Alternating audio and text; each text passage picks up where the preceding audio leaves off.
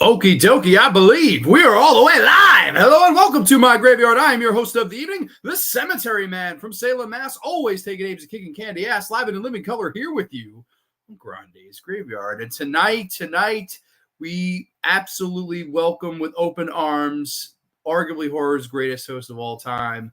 And it's this guy right here. I'm sorry, it's a little bit delayed and a little bit, opposite here, but it is the Crypt Keeper, as Slasher Fred says here.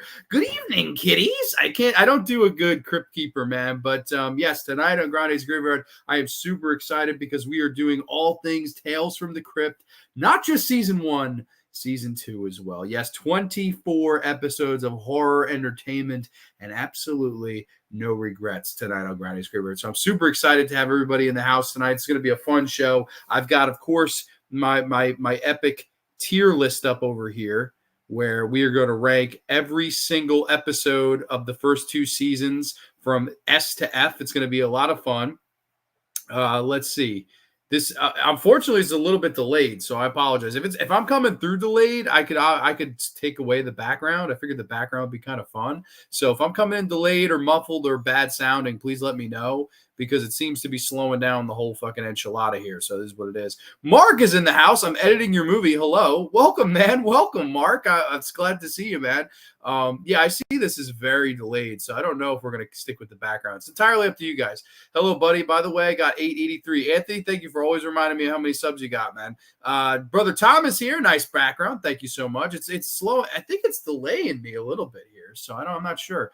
Sounds great. Great to see you, John, and everyone. Okay, as long as it sounds great. It may not, I may not match or maybe a little bit delayed with my actions here, but I think the background's worth it. Good brother Ghostface Brett's in the house. What's up, CGI Skeet? What's up, man? CGI Skeet's in the back fucking seat, man. Ladies and gents. This has been a long time coming. I've done Twilight Zone episodes. I've done Tales from the Dark Side episodes, which I admit I've grown up with those two more so than a Tales from the Crypt. Tales from the Crypt is something I kind of got into later in life, probably when I entered college. And what happened was I took a security job overnight, and I used to do overnight shifts when I was in college. So I'd work Monday through Friday, and I'd do overnights Friday, Saturday, Sunday. And I'd go to school Monday through Thursday. So what I did to pay off my college was I stayed and work. And sometimes when you stay overnights, it gets boring. It's a boring job. And what I decided was I was like, you know what? Let me get into some horror television here. And I ended up going with, of course, Tales from the Crypt. That's where I kind of finally got into watching it. And I just fell in love with the show. It was on YouTube, of all places. Because you got to keep in mind, this has only ever gotten DVD release. It's not on HBO Max. It's not on Blu-ray. And I just am baffled by that, to be perfectly honest, because this is one of the shows that paved the way for HBO live content programming. Like, this is one of the shows that made HBO known as it is today. I mean, I dare to say this, and I know people probably call it blasphemy, but this is the show that really built HBO. Like, HBO would show reruns of other movies. This was the time where it was like, wow, their original content is something else. And then, of course, years later, you get The Wire. Years after that, you get The Sopranos. And, of course, HBO is now known for its original content. And I always think that, if New Line is the house that Freddie built, I think that HBO is the house that the Crypt Keeper built. And when anyone thinks Tales from the Crypt, when everyone thinks this show, HBO, it goes hand in hand with this. And I'm super excited tonight to get into these episodes because for the most part, I like almost all of them. A small spoiler alert here. I really enjoy almost every single episode we're going to be talking about tonight. I mean, there's not too many I dislike. Maybe 2 that I dislike, 2 or 3. I mean, that's a pretty good ratio when you're talking about 24 separate episodes of horror TV. So I'm super excited here tonight, everybody. Hope all is well. This is going to be a super fun show, and I guess we can kick this son of a bitch off without further ado. So let's break out the tier list here.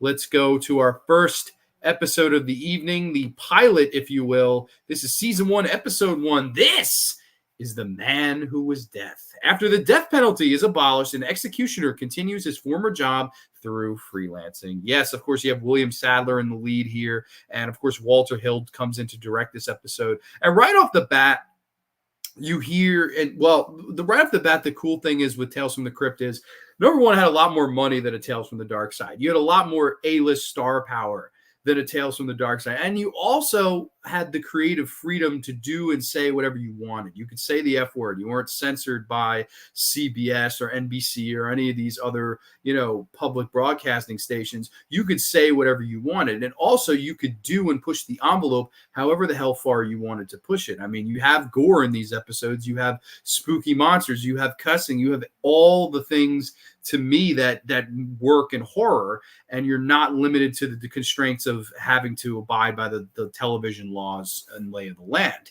And that's another thing that always kind of set Tales from the Crypt apart from me, is the budget, the A-list stars, the A-list directors. I mean, you get some great directors that we're going to talk about tonight that did wonderful jobs with these episodes, man. And this one right here, I will not lie, this is not one of my favorite episodes, especially of the first season. It's okay, and it doesn't, I don't know, as a pilot, I think maybe episode 3 would have worked a little bit better, but I still like this one, mainly for William Sadler's performance. It basically tells the story of this guy who's an executioner, and of course, they abolished the death penalty, and then it puts him out of a job. He can't work anymore, and he misses electrocuting people so much in the electric chair that he starts to take the law and matters and all these things into his own hands, and he of course gets a little bit carried away with it. And the whole episode is really worth the watch for William Sadler's performance. I think he does a really good job. Of course, William Sadler, I always remember from, of course, playing Death in Bill and Ted's Bogus Journey, which was just a couple years after this. And funny enough, the episode that we're talking about here tonight, it involves Death. It involves him, wanting to execute people in the electric chair. And they do some fun, like, fourth wall breaks where he turns to the camera and he's monologuing. There's a lot of that in this episode, to the point where I actually thought it kind of drowned the episode a little bit, where I was like, I like the monologues and he's good at delivering them, but at the same time, it's like it felt a little too monologue-y at times, especially for the first episode of a series. I thought that was an odd choice to pick this one as number 1. I would have either went with episode 2 or episode 3 as my pilot, because I definitely think this was a weird kind of foot to start off on in a great series like Tales from the Crypt. But like I said, it is well done. It's well directed. Walter Hill does a good job. And I think William Sadler is really, like I said, the reason to watch this episode. So if I had to rank it here, it's definitely not going to be an F, but we always, the one we're talking about, we put in the F row. I'm going to start out with like a solid B. I think this is a straight up B. It's solid. It's definitely passable. It's definitely, though, in a show where we might have a record amount of S's and A's tonight. I mean, I'm telling you, there's a lot of these I love. This one, kind of middle of the road, above average. I would say it's above average, but it's definitely not one of my favorite Tales from the Crypt. It's definitely just an average note to kind of start off on. I think that what made the Crypt Keeper such an iconic character is his puns. He would say something like, "Be careful what you ask for, you just might get it," or "the morgue, the merrier." Yeah, and that's the thing too with Tales from the Crypt. If you go back and rewatch, the Crypt Keeper in the first season is not as over the top as he would go on to be. Like, season 2 is where the Crypt Keeper became the Crypt Keeper we all remember and know and love. Season 1, he's much more dialed back to like 7 or 8. And I thought it was actually quite interesting upon rewatching the series. I was like, man, like, the Crypt Keeper was definitely not the over the top character that we would go on to know. And I thought what was interesting was, John Kassir playing this part. And I looked into a little bit of John Kassir. Of course, John Kassir, I just think, nailed this role. And he was born to play the Crypt Keeper. Like, it was just such a fantastic performance that he gave. It's such a great energy that he gave. And I was shocked to hear that he auditioned and they immediately didn't go to him. They tried other people, and then they ended up circling back to John Kassir, which I thought was quite interesting to hear, because, man, if I heard John Kassir live and I was the guy, with the casting director or whatever, I would have been like, yo, you need to hire this guy right now. And, man, John Kassir's had an interesting life, man. He was married to, like, Julie Benz. Like, if you've seen Julie Benz and you see John Kassir, you're like, what the fuck? Like, how did these two get married? But, man, props to my man John Kassir. Props to the Crypt Keeper. We got to love the Crypt Keeper. The best Bill and Ted, to be honest. I agree. I like Bill and Ted 2 better. Always like Bogus Journey better. I love how when the prisoners are about to get executed, they keep saying, "The governor will call. The governor will call." Exactly. And then at the end, he's saying the line. He's hoping the governor will call to bail him out. And no, not in this show. Not in Tales from the Crypt. Wasn't a big fan of Death, too talky. Yeah, it's a little too monologue-y. It's just like a little, like, it's one too many. I like William Sadler. I think he does a fun job in the role. And I know that initially he was supposed to play a side character in this episode. Like, it wasn't supposed to be him as the lead. And then, of course, a couple people backed out, and then he ended up getting the part. So I just love his performance in this. It's definitely the biggest reason to watch. But again, this show would go on to do bigger and better things, even in this first season alone. So for now, the man who was death, I'm going to give it a solid B rating here. But this next episode, it's a series staple. It's many people's favorite Tales from the Crypt episode ever. And when you're thinking of that, man, that's absolutely insane to think of, because this is just the second episode in, and a lot of people consider it to be one of the best, or if not the best. And of course, I'm talking about season 1, episode 2. This is an All Through the House. A greedy woman makes the mistake of murdering her husband while an escaped mental patient dressed as Santa Claus outfit is on the loose. Yes, and All Through the House. Now, this one I've actually reviewed on a separate episode of Grande's Graveyard when I did the Christmas TV horror special episode where I did this. I reviewed Seasons of Disbelief, which of course was Tales from the Dark Side. I think I reviewed the Christmas episode of Buffy the Vampire Slayer. I went Night of the Meek for the Twilight Zone. I just did all the Christmas specials from all the respective horror anthologies and or series out there. And this is one that I just absolutely love. And I think this is the episode of Tales from the Crypt that put this show on the map and really made this show worth watching. Because if you think about it, man, think of the first season. They gave them 6 episodes. They didn't give them the full, like, okay, we'll let you have 20, 24 episodes. They gave them 6 episodes. If these didn't come out great and didn't warrant ordering a second season, you would have never got this series. This series would have just been 6 and done, and it would have probably been forgotten and lost in the shuffle, if you will. And that's how important these 6 episodes were to create the episodes that came after it. And man, I just think this episode is fantastic from top to bottom. And man, Robert Zemeckis stepping in the director's chair and stepping out of his comfort zone, right? I mean, Robert Zemeckis, I always remember from a Forrest Gump or, Back to the Future. Stepping out of his comfort zone was so interesting to me here. And making an episode like this and All Through the House, where, of course, you have, Larry Drake as Santa Claus killer, and of course you have Mary Ellen Trainor. I believe they both passed away, unfortunately. May they both rest in peace. She does a great job as the husband, as the wife, and of course the husband is Marshall Bell, who you might remember from Stand By Me. You might remember from A Nightmare on Elm Street 2. I always remember Marshall Bell. He's a fun character actor. And I was like, oh my God, it's Marshall Bell. And he gets his fucking head clocked in right as the episode begins. I thought that was really funny. And man, I think what's also unique about this is they had done this segment before.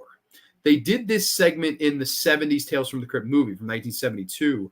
And of course, they do the whole, slow burn horror there, and it's distinctly 1970s. Whereas here, this episode, it's incredibly 1980s. It's dripping 1980s. And that's why I love this one in particular.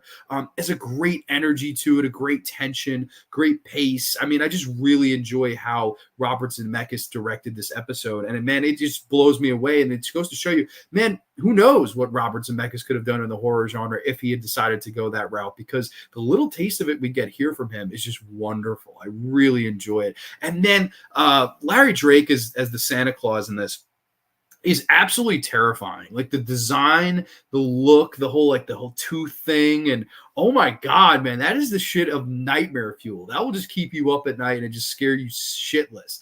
I love that stuff. I love the music in this episode. I love when she thinks the daughter's been taken. I mean, man, it's such a great fucking episode of television. And I really do believe this is the episode that put Tales from the Crypt on the map. Like, I really believe that. And that's the thing. Like, I think this could have easily been the pilot or the next one. I think both of these work fine as pilots, man. But I don't know. I definitely love this episode. So let's see. Another thing that made Crypt Keeper so iconic is that he would be dressed in costume like the episode The Bribe. He is dressed as Uncle Sam. That's right. A Christmas regular viewing, and this is the one from the movie. Yeah, exactly. Yes, exactly. I love it All Through the House, dude. Yeah, who doesn't? Hey, what's up, Grande? Hey, Graveyard friends. Welcome, Mernsey. Mernsey's Movie Mansions here. This episode feels like a Christmas version of John Carpenter's Halloween. It has the camera work, and it features a woman being terrified. But yeah, exactly. That's a good point. In the series, the news reports about the escaped lunatic being loose in the Gainesville area, which is a reference to the EC Comics editor, William M. Gaines, who, of course, yeah, he's credited in almost every episode. Anyone else having... Yeah, that was what I was afraid of. So what I'll do here, I think that's because of this background. So I'm going to have to get rid of the background, ladies and gents. It's delaying us a little bit. So bear with me. Let's get rid of this background. Let me go. I might have to leave and come back. Let me leave and come back, guys. I'm sorry. Let's leave. I'll be right back, I promise. Let me see. Let me go here, refresh.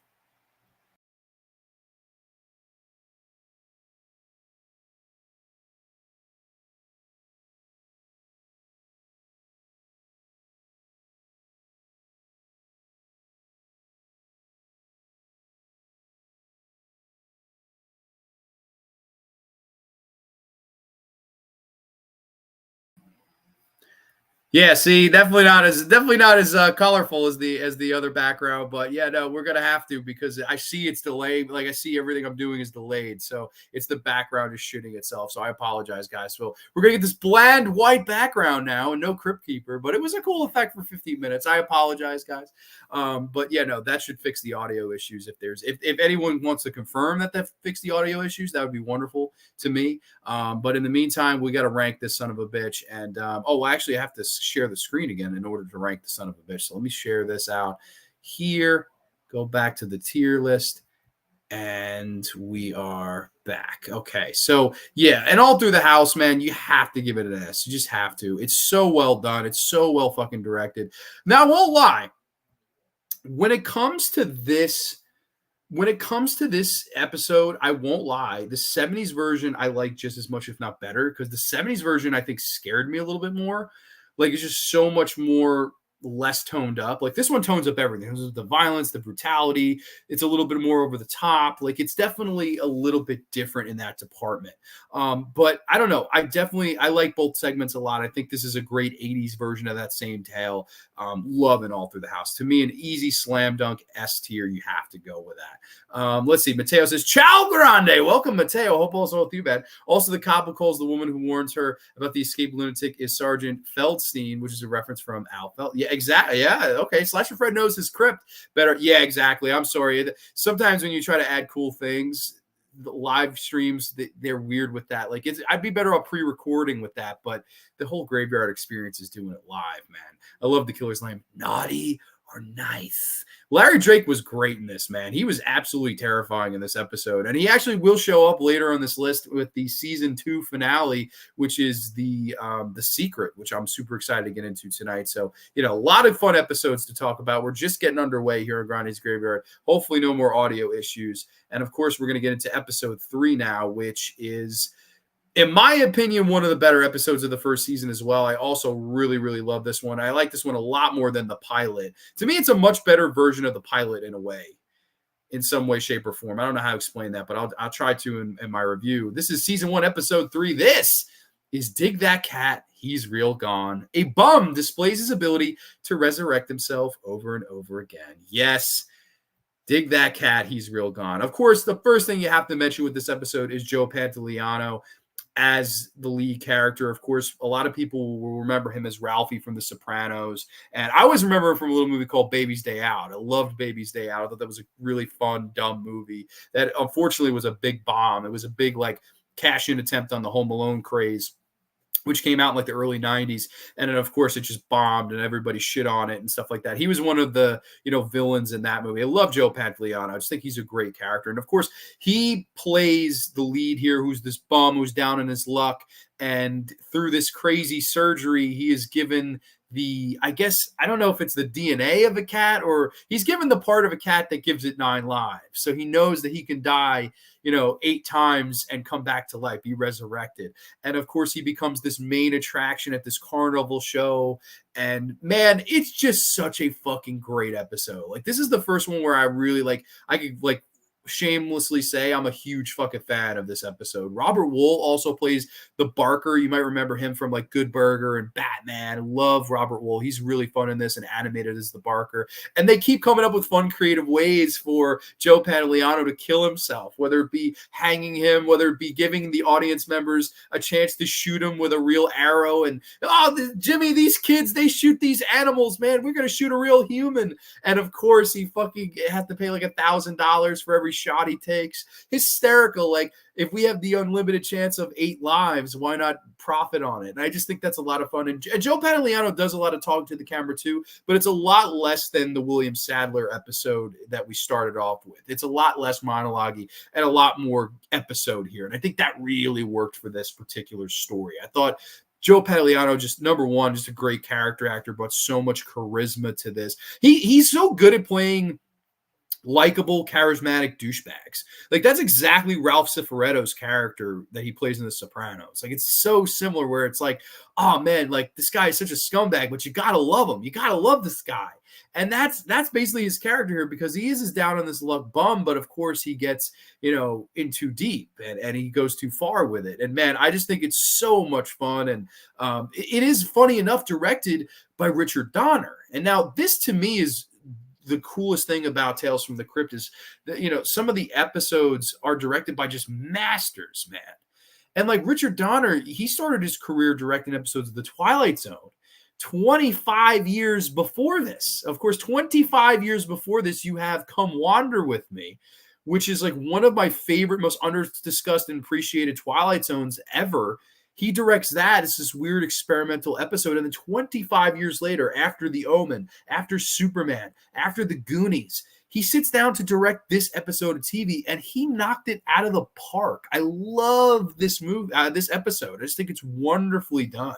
It's so cool to see Richard Donner 25 years later still doing awesome episodes of horror TV anthology, man. And I just think it's so fun. Like, I think this would have been a better pilot. I think this would have been a better episode to start the series on, as opposed to The Man Who Was Death. I think this would have been a way better, like, tone setter, because it does have the staples of Crypt, right? Like, it has that fun energy, it has that over the topness, it has the crazy brutality, it has energy. Like, it has a lot of the things that check off Tales from the Crypt. It may not be vintage Tales from the Crypt, but it's damn close. Dig That Cat, He's Real Gone is going to be another S for me. I love this episode. It's to me one of the best episodes of the first season. I just really, really enjoy it from top to bottom. I think it's super underrated, to be honest. Like, it's not a very much talked about episode, and I don't really understand why. I think this is a damn good one, man. Let's see. We go back to the comments here. I haven't seen that many Tales from the Crypt episodes, but you're inspiring me to check them all out.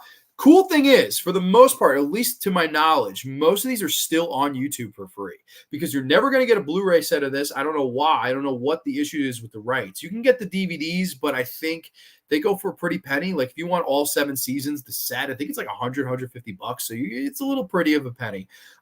You also, I know, like, the way I watched them was through Plex. I have a friend that downloads all these shows through Plex, and I watched them in HD. Granted, they're fucking up-converted HD. It's not great. But yeah, no, I've been binge watching them for the past 2 weeks. It's been a lot of fun. Some of them I watched even more than once. He is also remembered for playing one of the escaped criminals in The Goonies. That's right, correct. Hi to everyone, which is, I mean, maybe how he got this role, right? I mean, because who directed The Goonies? Hi to everyone. I saw Oppenheimer. Guys, stay away. So boring. Ooh, all right. No Christopher Nolan for Mateo. Okay, gotta hand it to HBO. Yeah, no, I said this, man.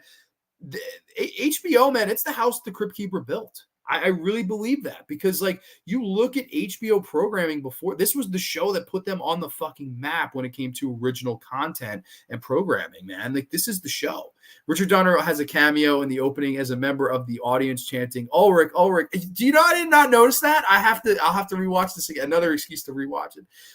Dig is fantastic. I love the episodes in Carnivals. Well, I'm sure, if you're saying that, then I'm sure you're a fan of a season 2 episode we're going to get to later. Mateo just saw that Teenage Mutant Ninja Turtles was a blast. Yes, Ralphie, your fave, Grande. I love Ralph Cifaretto. I love fucking Ralph Cifaretto. He was the man. I always liked the new TMT. I saw it on Tuesday. Okay, cool. Great. Some good reviews for the TMNT and a stay away from Oppenheimer. One of my favorite Crypt Keeper segments is from the episode Seance, where it pays homage to the classic film noir movies where the Crypt Keeper is dressed as a detective. Okay. Another pun from the Crypt Keeper was, hello, bulls and ghouls. Yeah, no, I wish I could do it. I can't. I do a bad Crypt Keeper. I can't do it. I don't know how John Kassir. Apparently, John Kassir would burn his voice out doing these voices and shit like that, like to the point where he would have to drink honey and like all these things to soothe his throat. I mean, it's so insane how dedicated he was to that character. And man, I just appreciate it, because everyone, that's the one thing. whether you watch the show or not, everyone knows the Crypt Keeper. Like, it is arguably the most infamous horror host of all time. Like, we all know and love the Crypt Keeper. It's just one of those unanimous things. Very few people are going to say anything bad about the Crypt Keeper himself. Say whatever you will on the show, but you can't deny the magic of the show as well. But moving on into the next episode, which, in my humble opinion, is the most underrated episode of the first season. And I fucking love this one too. Especially the direction here. And to me, this one, when I first watched the series, and I watched them in order, this was one that reminded me a lot of a Tales from the Dark Side. Like, it just feels very Tales from the Dark Side. And that is none other than season 1, episode 4. This is only skin deep. A hooker learns that beauty is only skin deep. Yes, of course, directed by Howard Deutsch, the husband of the star actress, Miss Leah Thompson. Yes, Leah Thompson, who, for my money, of that time, might have been the hottest woman on a place of the earth. I mean, she was just absolutely fucking gorgeous at that time. I mean, she's just amazingly beautiful. She was in, of course, Jaws 3, and of course, Howard the Duck. And then here, her husband is directing her, which is so surreal to see it. And Howard Dutch had been coming off like, The Great Outdoors, I think, was 1988, and then he does this 89. So really interesting for him to step in the director's chair of a horror anthology series. But the 2 episodes he did are 2 of my faves, man. I absolutely love his direction in both the episodes that Howard Deutsch did. And this one's no exception. I love Only Skin Deep because this one really reminds me, like I said, a lot of a Tales from the Dark Side. Basically tells the story of this hooker who is just fiending for money, and she is just kind of down on her luck. But she does have one thing. She has the key to any door because she is beautiful. And, of course, Leah Thompson, who else are you going to pick? I mean, she's a gorgeous lady. And basically she has this whole thing where she kills her pimp and gets some money and tries to take his jewelry to this pawn shop. And, she gets this crazy offer to sell her beauty for a crazy sum amount of money. And she's, oh yeah, sure, I'll do it. Whatever, it's nonsense. She doesn't believe in the pawn shop guy's, kind of game. And he says, hey, you have 4 months to redeem your beauty. Otherwise it's mine forever. And she sells it to him. And then, obviously she goes out and then she gets with this like millionaire guy, and she's banging this millionaire guy, which was funny enough. I believe one of her best friends, Brett Cullen, who they were like really close friends in real life. So from what I understand, the behind the scenes of this episode, they had a weird time working together and like, pretending they were lovers, especially also with her fucking husband directing them. Like, that's got to be very weird. Like, okay, now you're going to grab her here. Now you're going to hug her. Now you're going to kiss her. Like, that's got to be very fucking awkward for the trio there. It's like her best friend, her fucking husband, and then her. Like, that is the weirdest fucking trio ever. But they somehow pulled it off. And I love the special makeup effects used on her face. I believe it was done by Chris Yeager, who is Kevin Yeager's brother. Of course, Kevin Yeager, everyone knows from like Child's Play. He did the Chucky eyes and the animatronics. And of course, he directed the, very very bad, not unbad, very bad Hellraiser 4 Bloodline. Kevin Yeager, I just love him, man. I think he does some great special makeup effect work. This is his brother, Chris Yeager, who nails the makeup as she starts to age rapidly in her face, and her face becomes all scaly and gray and old and unattractive, and she starts to lose her mind. She's like, oh my God, I have to get my beauty back. She goes back, begs and pleads, and the guy says, oh, that'll cost you X amount of dollars. And she has to go back, and she's trying to rob the place, and to the point where Brett Cullen comes back and he doesn't recognize her. He's like, who are you? Why are you breaking in my house? And it's me. It's me. It's your lover. And he's just like, I don't know you. I don't know who you are. Of course, I love the character's name is Sylvia Vane. You're not Sylvia, because she's so fucking aged and decrepit and wrinkled and all of that. I was like, my God, that's so fucking good. I love this. And of course, she shoots him dead and takes all the stuff back. She's trying to get her beauty back and all that. And I mean, by the end of this episode, it's just a heartbreaking episode. You're just like, oh man. And by no means was this a nice character. I mean, she was a piece of shit. Like, she murdered people. She fucking, stepped on whoever just to get the ultimate price of money and be taken care of in a luscious, lavish lifestyle. But I think Leah Thompson does a good job here. I know a lot of people consider this episode bad because they don't like her performance. I've heard a lot say that her New York, she has that very New York accent, like, oh, I'm gonna be playing over here.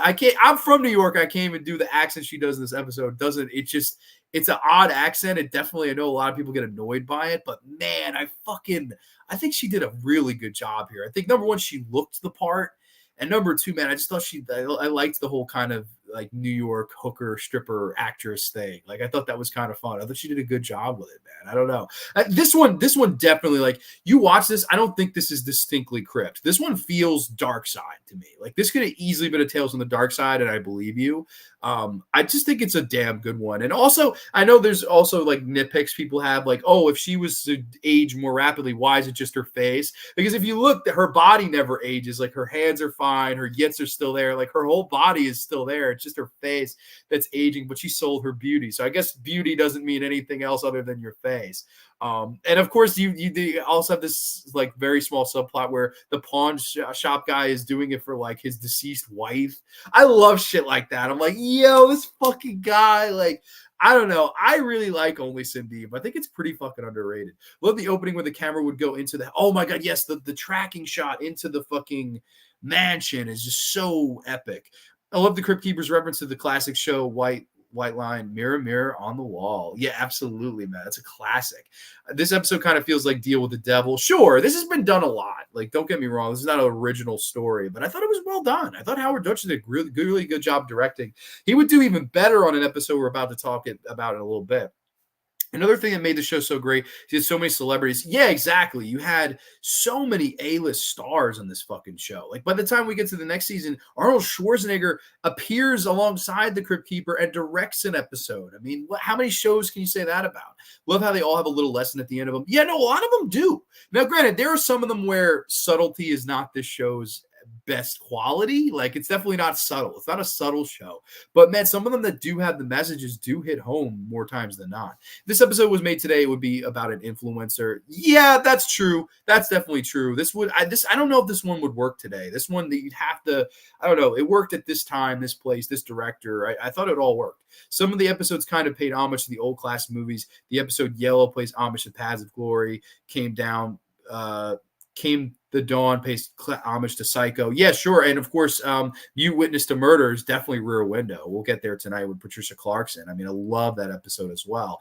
That one's so Hitchcockian. I mean, it's the most Hitchcockian episode that Tales from the Crypt ever did. But if we had to rank this one, I'm going to come in at a solid A. I think this is a damn good one, man. I really like Only Sindeep. I know it gets hate. I know people don't like it very much. But in my opinion, Only Sindeep is a damn good episode and one that people need to see. It's definitely not, like I said, we're still not into the, like distinctly Tales from the Crypt things yet. But I do think this is a worth watching episode. I like it a lot. So that brings us to season 1, episode 5, which this might be a controversial opinion. I don't know. I've heard a lot of people say they love this one. This is season 1, episode 5. This is Lover Come Hack to Me. Peggy wants to make sure her honeymoon turns out perfect. Yes, of course, in steps Mr. Tom Holland, who horror fans love. I mean, Fright Night, Child's Play, The Langoliers. Maybe a lot of people don't like The Langoliers, but Tom Holland was just a huge name in horror. Of course, he wrote Psycho 2. He was just a big name to get. And of course, he would also return in season 2, of course, with Four-Sided Triangle. And I think he'd do a lot better there than this particular one. However, though, this episode where it falls apart for me is not really based on his direction. I think his direction's well. It's just, I don't know what it is with this one. I mean, maybe we'll talk it out here. Of course, it tells the story of course, Amanda Plummer's character, and she's marrying Stephen Shellen's character, and basically he's only marrying her for her money, and he's using her, and you get the idea like this is a greasy guy, like he's totally just using her, and he's a bad guy, and she's so innocent and sweet and a virgin, and the whole fucking 9 yards. She's petite, she's innocent. And I like some of the stuff, how it's directed by Tom Holland. When they get to this like mansion that they're supposed to spend their honeymoon in, they get the dark, stormy night. You get the shadows, the lightning outside, the rain hitting the glass. Like they check off all the classic like universal horror tropes in this episode, and a lot of that's because of Tom Holland. I like Tom Holland's direction here. Don't get me wrong. The episode itself, though, I don't know. This one never landed for me the way it does for others. I don't know quite why though. I don't have a great reason. Like basically what happens is they have sex and she really is a virgin. Like she's like, I really am a virgin. He's like, wow.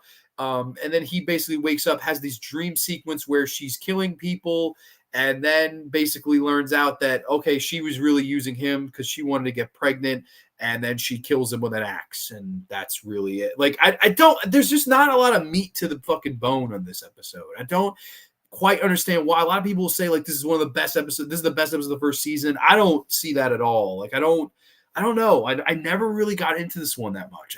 Maybe I'm missing something. I rewatched it just the night ago. So I made sure I watched this twice. The ones I don't like, I watch again just to be like, am I sure? Because this show is so quality, right? There's very few that I'm like, that one sucked. Like maybe I think on this whole list, there's 2 that will be getting a D or less. This is not one of them either. This is definitely, for the direction alone, you cannot give this a D. Like it's well competently made and it's finely acted. I don't know. This one just never hit home for me though. I don't know. It just didn't hit. But let's see what you guys have to say. Speaking of Hitchcock, in the intro for your You Murderer, which is a spoof of Forrest Gump, Hitchcock has a cameo. Hell yeah. Lover Come Hack to Me is one of my favorites. See, a lot of people feel that way. Amanda Plummer is great in it.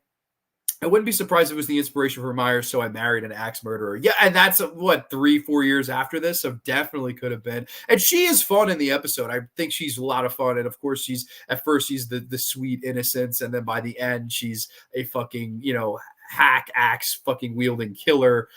That stuff was enjoyable. I enjoyed Amanda Plummer's performance in this. And Stephen Shellen does a good job, too. He was a great douchebag. Like, he reminds me a lot of the guy from Friday the 13th Part 4. Like the guy, Tangerine, he's singing in the fucking shower, and then Jason just crushes his face for being a prep. He reminded me of that guy. He had that very preppy presence and like that, like one of those just fucking guys that you want to punch out, like the prep guys that just are so good looking and full of their own shit and their shit doesn't sing type of deal. That type of character. He does a great job playing that part. Like that's the thing. I can't say there's much wrong here. That's why I can't really give a great explanation as to why it's not one of my favorites. I don't know. It never clicked with me. I can't get into it as much as most people. Exactly. Undead, except she kills her brother. Yep, exactly. Britt is here. Britt, it's been a long time. Welcome, Britt. Hope all's well. Sending hearts and smiles. Thank you. Best show ever. I don't know what season, but I can't wait to see if you mention my 2 fave episodes. Well, if you want to tell me what they are, I'll tell you right now if we're going to be talking about them tonight. And if not, we're going to give brief discussion, brief review. This one's like a B minus. It's close to being a C plus, but I'll give it a B minus. It's so competently made. I can't fucking in my right mind give it a C. It's not fair. It wouldn't be fair to give it a C. It's just one that's like, it's not one of my favorites, I guess. Like it would be if you were like, Ronnie, give me 20 Tales from the Crypt episodes that you would recommend me watch. I actually wouldn't include this one. But granted, I do think there are probably a lot of people that would. So, to each their own. This one I think is just a little bit average, maybe a little bit above. I love the comic book covers for each episode. Oh man, and that's what the cool thing is about doing this. Granted, I don't know how well you guys can see, but these are all the comic book covers, which is on the Tier Maker website. I think that's so cool.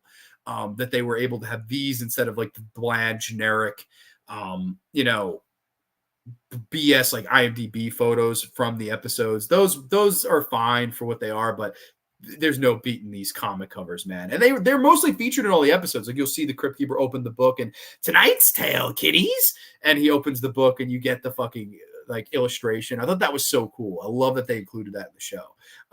No, Sindeep is not better than Lover. Yeah, a lot of people don't. Yeah, no, I would say Sindeep is the most underrated of the first season. Well, I'll tell you what, Brother Tom, I'll tell you what. This next episode, I really wonder if there's anyone that likes it because there are some people that do. I've read reviews. Easily the next episode is the worst episode of season 1 and a bottom episode of Tales from the Crypt for me. One of the bottom.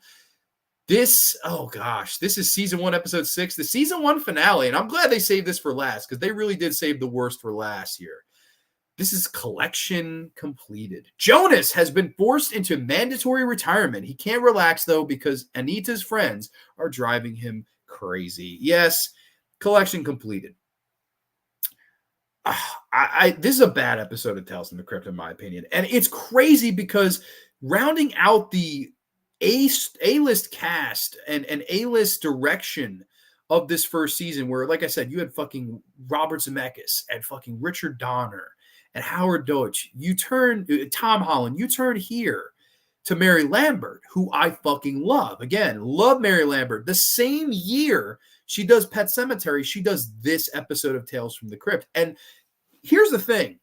It is distinctly Mary Lambert direction. And what do I mean by that? If you watch this, it is such an interesting tone. The only thing I can remotely think of that is like this in tone is a little movie by the name of Pet Sematary 2. This has the over-the-top batshit humor mixed in with some of the most dark, morbid shit you could ever imagine.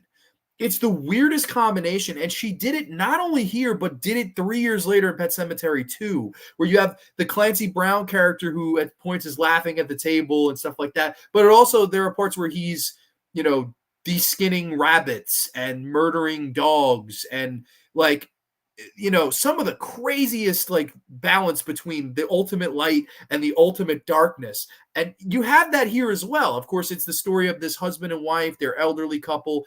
Emmett Walsh is the guy who is retired and he's looking forward to the retirement. And of course, his wife has all these like taxidermy things around the house and animals, and he gets annoyed by it. He doesn't want any part of it. He's kind of like, about it. And basically, he becomes a fucking asshole. And it's just, I do not like this episode at all. It doesn't work on any level because, like, okay, I understand the whole thing where it's, okay, this guy's bored in retirement. And he's sick of all these things going on. But, like, to go to the lengths that this fucking guy goes to is insane. Like, what the fuck, man? Like, taking all this lady's animals and, like, stuffing them in taxidermy, it's just odd. Like, I don't understand what the fuck. I really don't. And I see Britt here saying, like, this episode's hilarious. I could see someone, like, if you have a really dark sense of humor, I think you would love this episode. I really do. I think that's Mary Lambert. That's the thing with Pet Sematary 2. If you have a dark sense of humor, I think people tend to like that sequel. I think if you have a normal sense of humor, and if you like the first Pet Sematary, you're like, what the fuck? Like, what happened here? Like, why is the mom melting at the end? And what is going on? Like, it's just Sally so crazy. This one, it is. I mean, you really do feel Mary Lambert's presence here. And I don't think she necessarily did a bad job. She just did, like, I don't know. I just think the tone's a little all over the place. I think maybe you should have just went full dark here, like Pet Sematary 1, where there really is not many laughs in the first Pet Sematary. It's a dark, morbid movie. And think of how many people love that. I think if you go for that tone here, this would have worked really well. Like, bring their relationship into it. Bring the fact that, like, he feels neglected by her liking the animals and stuff like that. Like, I think that would have been an interesting way to turn with this. Now, with this being said, as an adaptation of the short story, this is actually a short story I have read. Number one, I wasn't a big fan of the short story. Number two, it is spot on the story. Like, it really is spot on the story, to the point where the guy they had playing the lead character, Emmett Walsh, looks just like the guy in the fucking cartoon. Or this panel here, like, just exact. I mean, you couldn't have casted it better look-wise. But acting-wise, I didn't think he did the greatest job. I thought it was a little too fucking over the top. I don't know. I never was a giant fan of this one. To me, it's a very bad episode, and it's actually going to stay where it is. I can't give this one the pass. I can't do it. I think this is an F. I really do. I think this is a really poor way to end the first season. And man, it's smart that they wait. If this had been the pilot, imagine, like, maybe people would have never even decided to watch the rest of it. I mean, I just don't like this one. But apparently there are people that like it. It gets a pretty high rating. It has a higher rating than Dig That Cat, He's Gone, Only Sin Deep. So it gets its high ratings here. So I don't know. Maybe I'm alone in this. Maybe I'm crazy. I don't know. I don't know what people think about this one overall. But for me, I don't know. I love the animated series. Oh, yes, Tales from the Crypt Keeper. I love the rivalry between the Crypt Keeper, the Vault Keeper, and the Old Witch in season 2. I haven't seen enough of that show. This episode is hilarious. In this episode, she is taking in the stray animals, and he's basically getting ticked off by it, which is weird. They tried to do some honeymooners kind of stuff. Is the husband who, yes, exactly. The husband starts to make it all tight. It's fucking odd. He was so pissed at those animals she loved. So, yeah, it's so weird. The collection seemed like a filler episode, should have been shorter. Yeah, this one doesn't work. It just doesn't work on any level for me. I don't like this one at all. A very poor way to end the first season, but, turning things on its head, turning things 360 degrees around. you get the season 2 premiere, which might just be my favorite episode of this series ever. And I know a lot of people probably like, what? But honestly, I think this is a masterpiece of television. It might be my favorite episode of this entire series. It really might be. One that I've been looking forward to talking about for the past 2 weeks. I'm super excited we're here. This is season 2, episode 1. This is Dead Right. Kathy wants a rich and successful life and fast. She visits a medium who tells her she will meet a man who will inherit a lot of money and die in a violent way soon after. When she meets the grossly overweight Charlie, who informs her of his rich relatives, she promptly marries him. As it turns out, the medium is always right. Yes, she's dead right, some would say. I love, to me, this is like the quintessential Tales from the Crypt episode. Like this is the episode that made me a full-blown fan. Like I watched the first season, I enjoyed the first season through the first, and then when I got to this episode, I was like, this is why Tales from the Crypt is one of the greatest shows of all time. It's an episode like this that to me just smashes it over the top. Of course, you have Demi Moore, who's beautiful at the time of making this. I mean, this is Demi Moore in her prime making this movie, right around the time of like A Nothing But Trouble. And I think G.I. Jane was not too long after this. I believe G.I. Jane was a little bit after this. And then on the other hand, of course, you have Jeffrey Tambor, who Jeffrey Tambor plays Charlie in this episode. And they put all this like makeup and you know, prosthetic to make him look fat and grotesque and ugly.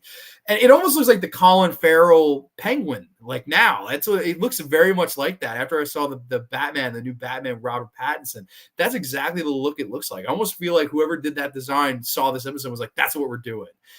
Jeffrey Tambor does a wonderful job in this episode too, as these two, you know, complete strangers and different cats meet each other. And Demi Moore is this gold digger and she wants to inherit all this money. And of course, Charlie falls in love with her and they go out on these romantic dates, which for him are, you know, the pinnacle of his life. And for her, she's just using him to try to get the fortune she's told about by this fortune teller. And I got to say this, if there's an episode we're going to talk about tonight that is masterfully directed, there's no better directed episode we're going to talk about tonight than this one from Howard Dutch. This is unbelievably directed. Some of the sequences in this. And what do I mean by that? There's a scene where the two of them are in bed together and he goes in for a kiss. He puts the record player on. He goes in for a kiss with her. He's feeling her up. The room is almost completely red lit, almost like an Argento. It's just completely red in the room. And you hear this old Fred Astaire song playing on the record player. And then you see what Charlie imagines. It's this wonderful dream sequence where heaven, I'm in heaven, and my heart beats so that I can hardly speak when we're dancing cheek to cheek. I mean, amazing as the two of them are dancing the tango in this like dark red lit room. And then we see what she's imagining, and she's imagining vacuuming and this lazy fat fuck with eating Cheetos on the couch and reading through the newspaper, and how he is, you know, not worthy of her and her beauty. And you see the parallel of how for one person this is heaven and the other that it's hell. The clash in styles there is so brilliantly directed by Howard Dutch. I can't even tell you enough how jealous I am, how good this is. Like, this is something where you see and you're like, I wish I could do something this good. I wish I could be this great, man. You never reach that pinnacle, but man, it gives you something to shoot for. And I think, you know, with that being said, the performances and the chemistry between the two is just amazing. Like she has to act the whole episode that she's repulsed by him, whereas meanwhile, he's trying to be charming. And the two of them worked so well together, man. I just unbelievably well. I loved their chemistry here. It just worked so great. And of course, Demi Moore is getting upset and frustrated. Oh, when is he going to die? I want to inherit the fortune. God damn it. I need this fortune. I need this money. I don't want to be with this big greasy glob of a man anymore. And oh, it's coming. It's coming. And of course, what happens is she goes to the store and oh, you're the millionth customer. You're a millionaire. Oh my God. And she's like, oh my God, this is where I become rich. And she makes the fucking cardinal mistake of, I need to go back home, get my clothes, and tell this fat fuck off. She goes home. what's for dinner? Nothing, you fat slob. And she goes off and ranting about how worthless he is and how she deserves better and she's rich now and she doesn't need him and forget it, I'll send for my clothes. If you watch how this is directed, how they really linger on Jeffrey Tambor, you literally see his heart break in that scene just via his facial expression of how defeated he is in this moment where he's like, oh my God, she's leaving me. She used me because my aunt and uncle have money. Like he realizes it all. He's like, oh, like that moment of defeat is some of the best acting you'll ever see from Jeffrey Tambor. I mean, that it's just so good. And to portray that through all that latex and that fat suit, I mean, that's fucking great acting, man. That's like, you can't get better than that. And of course, if I can't have you, no one can. And he starts stabbing the shit out of Demi Moore. And just, I mean, to me, a masterpiece. I love this fucking episode. Like, to me, if you said to me of the first 2 seasons, Grande, which episode am I watching? You're dead right. It's dead right. There's just no fucking disputing how great this episode is from top to bottom. Arguably my favorite directed episode of the first 2 seasons and arguably of the series. And that's saying a lot because we're getting into some episodes coming up in season 2 where I do think the show was starting to peak here, of course, right? Like season 1, solid overall. Definitely not the peak of this show, though. A lot of people point here. A lot of people point season 3. Hell, even season 4. Mostly it would say season 3. But I think season 2 is fucking great top to bottom. It really is. And this particular episode to me is just fantastic. I really can't get enough of this to the point where I watched this episode like 3 times this week. Like that's how much I watched this episode. I love it that much. It's so great. So a couple other things, though, that I'll mention. I'm sorry I just had a gush about it. You do see Kate Hodge in here. And this, of course, the same year as Texas Chainsaw Massacre 3 would come out and bomb. Always cool to see Kate Hodge. I wish she could have been the lead of an episode down the road. Of course, you have Troy Evans, who I believe was in Halloween 5. You have some notable, memorable people here that just all do a wonderful job. And, man, it kills me and pains me that Howard Deutsch didn't do more. I wish he would have done more Crypt episodes, man. He just had a really interesting flair for this, man. I really enjoyed Dead Right. To me, arguably my favorite episode of the entire series. I fucking love it. Miss C is here. Ciao, Grande. I couldn't miss a whole show about the Crypt Keeper. Well, I'm happy you're here, Miss C. Good to see you. What's happening? Subjective Perspective Collective. Dirk is here. What's up, good brother? Hope all is well with you. People saying hi to each other. One of my favorite Crypt Keeper songs is The Crypt Keeper, which sounds like a version of Michael Jackson's Thriller. Well, that's funny you say that. On my fucking Instagram account, I posted the background with the Thriller noise. So, I mean, I see where you're coming from. Tom says, the dance/dream sequence reminded me of The Shape of Water when she has the dream about dancing with her creature. Crypt seems like something Del Toro would have watched. And man, Del Toro would have done, imagine, like, I know Chronos comes out in like 93 and this show was done by like 95 or 90. It might even been made it to 96. I'm not sure. But I mean, imagine Del Toro doing an episode. That would have been so fucking good, man. That really would have been. But like that dream sequence is one of my favorite scenes in the whole series. I love how they parallel that. Like this is his heaven. Meanwhile, it's her hell. And man, the two of them just, knocked that out of the park. Couldn't tell you enough. There was 2 episodes where they had reference to the comic books, Corman's Calamity, and in the episode Whirlpool. Well, Corman's Calamity we'll be discussing tonight. People saying, hi, Sean Blue Digital's here. Hey, what's up, everybody? Sean Blue, welcome, my friend. I meant the Crypt Jam. No worries. I got you. That is dead right. In my opinion, arguably the best episode we're going to be talking tonight. I mean, I just absolutely adore this one. One of my absolute favorites of the series. So that brings us to, though, probably an even more infamous episode. Maybe just based on who directed it. Maybe just based on the iconic intro alone. And, of course, I am referring to Season 2, Episode 2. This is The Switch. Yes, The Switch. A wealthy and elderly man subjects himself to a revolutionary new treatment in order to please his gold digger I fucked this promo up. I'm going to try it again. Sorry, ladies and gentlemen. A wealthy and elderly man subjects himself to a revolutionary new treatment in order to please his gold digger girlfriend. Unfortunately, becoming young again turns out to be very expensive. Yes, sorry about that. I really rarely marble those, but I did it there. I did it. I apologize for that. But Of course, this one's remembered for the classic Arnold Schwarzenegger intro with the Crypt Keeper, and tonight's story is about an old man. Love to see Arnold in the beginning with the classic green, neon, and purple Tales from the Crypt shirt, which I gotta get me one of those, man. I need a shirt like that, the same exact shirt Arnold wore in this episode. So cool. And of course, for Arnold Schwarzenegger to fucking step into the director's chair here. I think he did a really good job. I know a lot of people criticize this episode. A lot of people say he was inexperienced, and you could see in the episode, and the episode's too goofy, and the episode doesn't work. I fucking completely disagree with that. I think this is a fucking really good episode from top to bottom, and we'll get into it right now. Of course, number one, the lead is, of course, William Hickey, who you may remember from Tales from the Dark Side, the movie, as the old man with the cat segment. You may remember him as one of the parents of Clark Griswold. Actually, no, I think it was Beverly D'Angelo's character. Or no, he was the uncle. He was Uncle Lewis. He was Uncle. It's a dead cat, Bethany.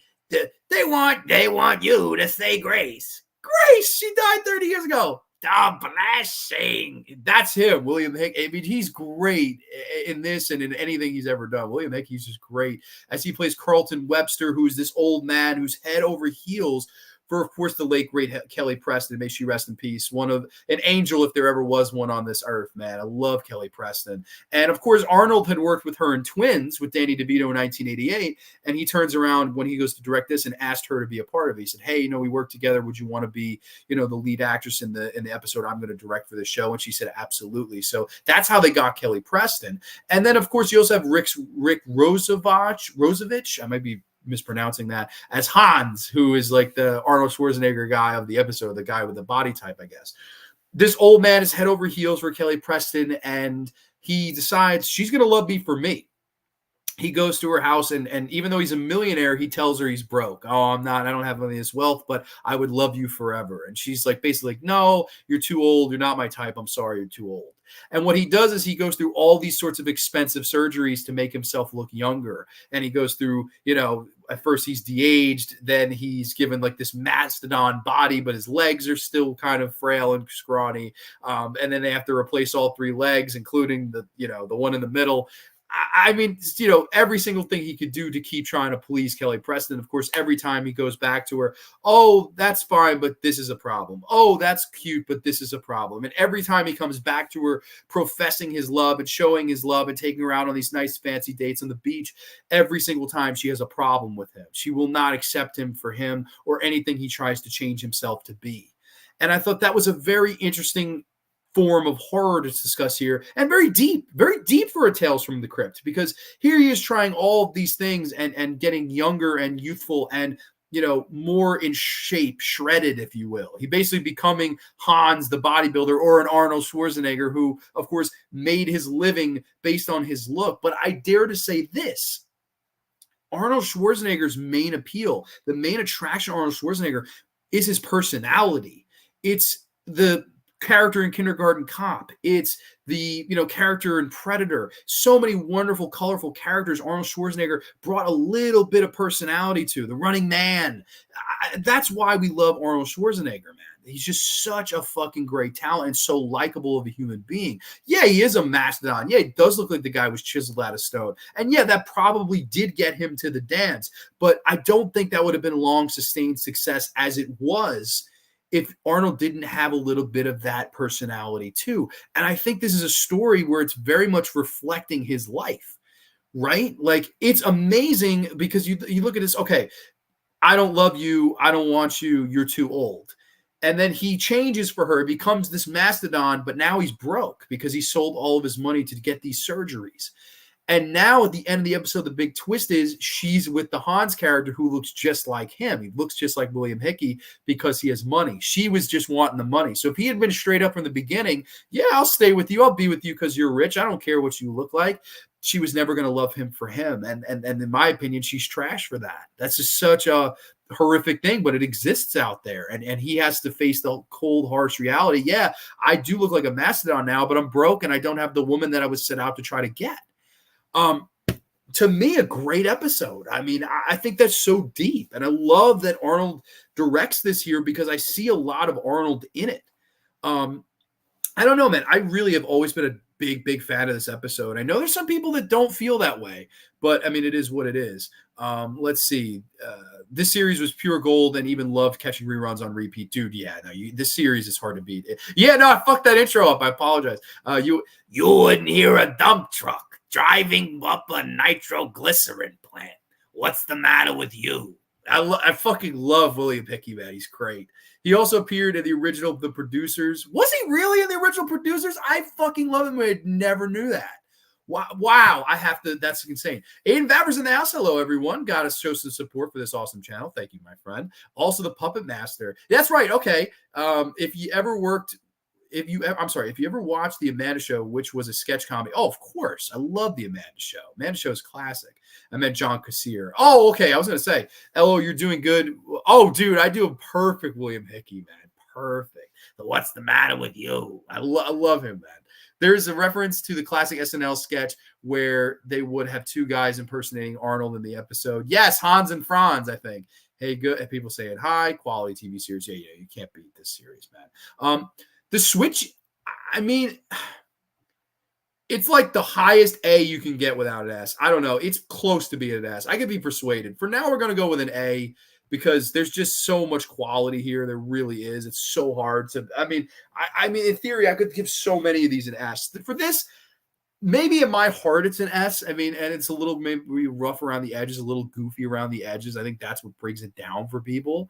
But I love this one, man. I love The Switch. I think even aside from who directed it and aside from the classic intro, who everyone remembers, I do think it has a lot to say, and I do think it's well done. And I think Arnold was the guy to say it. I really do. I don't know. I always really liked this one and appreciated this one. Maybe I'm alone. I definitely think this is one that I think deserves the credit and love it gets, even without the Arnold intro and stuff like that. Just his direction, I think, is really good.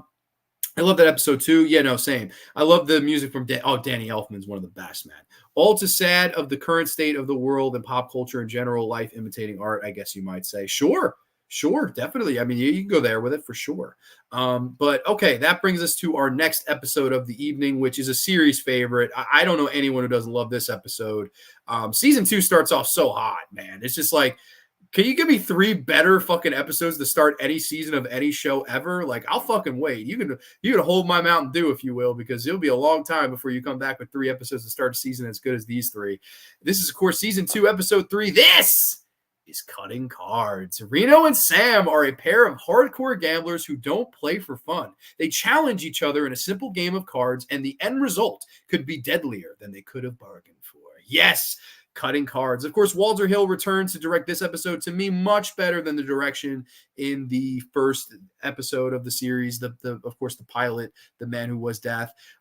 He comes back here. He also did a co-writing job here, so this was really his baby. And of course, you know, you can't mention this episode without the 2 leads, who, of course, are Lance Henriksen and Kevin Tighe. Unbelievable chemistry between these two, as these two rival gamblers who just, this is almost a dialogue strict episode of these 2 guys going back and forth, shitting on each other, playing all sorts of card games and Russian roulette. And it is just so much fucking fun. There's the great scene where they're outside and they're playing Russian roulette. 4 to 1 ain't bad odds. And it clicks and, oh, now you're up now, buddy. And the animation these 2 bring to the roles. This could have been an animated episode. That's how animated the acting is. I mean, they're so fucking dialed up. It's crazy. And over the top, but in the best, most entertaining way. This is one of the most entertaining episodes of Tales from the Crypt that there is. And it's also one of the shortest ones. Oh, shit. I might have fucked up the camera here. I'm sorry about that. I'll try to fix it as I'm talking. This is one of the more shorter episodes, though. I think this is like a 20-minute episode, which is quite amazing. I mean, most of these run like 25, 26 minutes. Whereas this one, though, it runs like exactly 20 minutes, and that's with credits. So that's quite amazing. Oh, shit. Why is this camera all fucked up? Maybe if I get closer. This fucking camera's annoying the shit out of me. Try to fix it. Oh, God. All right. Oh, it's back. Okay, good. I fixed it. Sorry about that. Their chemistry, the 2 actors, are just so fun together. And it's so fun to see them like play these games against one another. Like they're playing the chop poker, if you will. Like, what do you got? You got better than 2 pair? He goes, 3 ladies. And You better be careful with that, you son of a bitch. You better be careful. And he puts his hand on the table and then whack, just cuts the guy's finger off. And yeah, like the way he sells getting his fucking fingers up is so over the top. It's like, yeah, like it's fucking hysterical, man. Like I love this fucking episode. It's a riot. And of course, when they're playing the Russian roulette in the street, you get to the last shot. It's a 1 of 1. He's gonna blow his head off. Lance Henriksen pulls the trigger, and the bullet is a dud. And it's a fucking dud. He's upset that it didn't blow his head off and he didn't die. Like he's upset about it. I think what other fucking TV episode would do that? It's so fucking funny, man. And to the point where the whole fucking episode ends where they're playing checkers and their limbs are completely chopped off. That's how crazy this rivalry's gone. To be one of the better comedic episodes, there's nothing really to be had seriously here. This is just a 20-minute turn your brain off and enjoy and be entertained by the shit on the screen. A true popcorn episode of this series, if you will. But I think it's wonderful. I really do. I mean, I really, really enjoy this episode from top to bottom. I think it's just a damn good one. Cutting Cards, a series classic, a series staple. It's going to come in another solid high A. I think most people would be like, that's blasphemy. You didn't put it in S. It's close. It really is. This and The Switch, in my opinion, are very close. But as far as entertainment goes, man, few episodes that are as entertaining as this or energetic or animated as this one, man. Really good stuff. It's wild how many quality filmmakers made a Tales from the Crypt episode. Oh, dude, it just is insane how many good filmmakers directed these, man. Like it's so wild when you look at Tales from the Dark Side as compared to this show. Like I grew up with Dark Side, so I always have more of a soft spot for Dark Side. But there's no doubt they had more money here. They had production value. They had A-list actors. They had A-list directors. Like they had so much more at their fingertips as opposed to a Tales from the Dark Side. But I do think both shows work for what it's worth. I mean, I do think they both work. LL seeing Schwarzenegger at the beginning with the Crypt Keeper was quite a surprise back then. So many cool directors for the show. Yeah, no, and Arnold doing that was so fucking huge at the time. Is that like it's like the height of his fucking career, man. Like I think 1990 was also Total Recall, it was Kindergarten Cop. It was just coming off The Running Man, coming off Predator. Like it was right at the prime of his fucking run, man. Arnold was the man back then. Nowadays it's like, oh, do you go see the Fast and Furious movie? In those days it was, did you see the Arnold movie? Did you see the Stallone movie? Like that's how big Arnold Schwarzenegger was. Somebody said, and maybe you, Grant, I forget, but I heard they had a Tales from the Crypt cartoon series. That's right. Tales from the Crypt Keeper was the Saturday morning cartoon series, which I know a lot of people seem to like. In the movie Demon Knight, I love the intro when the Crypt Keeper is yelling at John Larroquette's character who plays his undead zombie. You gotta love John Larroquette. That's horror royalty right there. The idyllic summer afternoon drive that turned into a nightmare. I agree. Great episode. Dude, yeah, Cutting Cards is a masterpiece, man. Cutting Cards captured the fun side of the series. Yeah, I think the two actors just were great together. I think Kevin Tye doesn't get enough love. Everyone loves Lance Henriksen, obviously, of course. I mean, who doesn't love Lance Henriksen? But, man, Kevin Tye did a great job, too. They did Miss Carter. Yes, they did Miss Carter. They also had toys for it, too. Yeah, you got to have the toys. That's the key. Let's see. Tales from the Dark Side has that Romero charm. I agree. There's something about Dark Side I like just as much, if not more. Like there's something. I think. I don't know. It would be a fun. Imagine I know we do versus episodes, and next week we're doing a triple threat versus of Dracula versus Dracula versus Dracula, which will be a lot of fun. But it'd be cool to do a series versus. Granted, Darkseid would have a hard time beating Tales from the Crypt. It would. In my heart, maybe it does, but in reality, I don't know. That cartoon was awesome, but even as a kid, I loved the show more. Oh, dude, everyone loves this show. Like the live action show is the definitive version of Tales from the Crypt. I mean, there's no denying that, man. It really is. So this next episode, though, is not here for some reason. Of this entire grid, which you can see is almost all the episodes, this one's missing. I don't know why. I have no idea why. I don't know if the person that made this grid didn't like the episode or just forgot about it. My guess is they just probably forgot about it, because why include 92 episodes and not the 93rd? God damn it. This was the one oddball missing in this entire grid. But this is season 4, episode 4. This is Till Death. The gold-digging landowner of a Caribbean villa attempts to woo a haughty, rich young woman with the aid of a potion made by his ex-lover, a voodoo priestess. But trouble ensues when he ignores the warnings about the potion. Yes, till death do us part. This is one I'm glad I rewatched.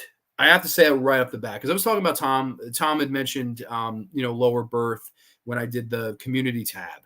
And I said to him, I was like, dude, I'm so happy to rewatch this for this episode, because this was an episode I never ever liked until this rewatching.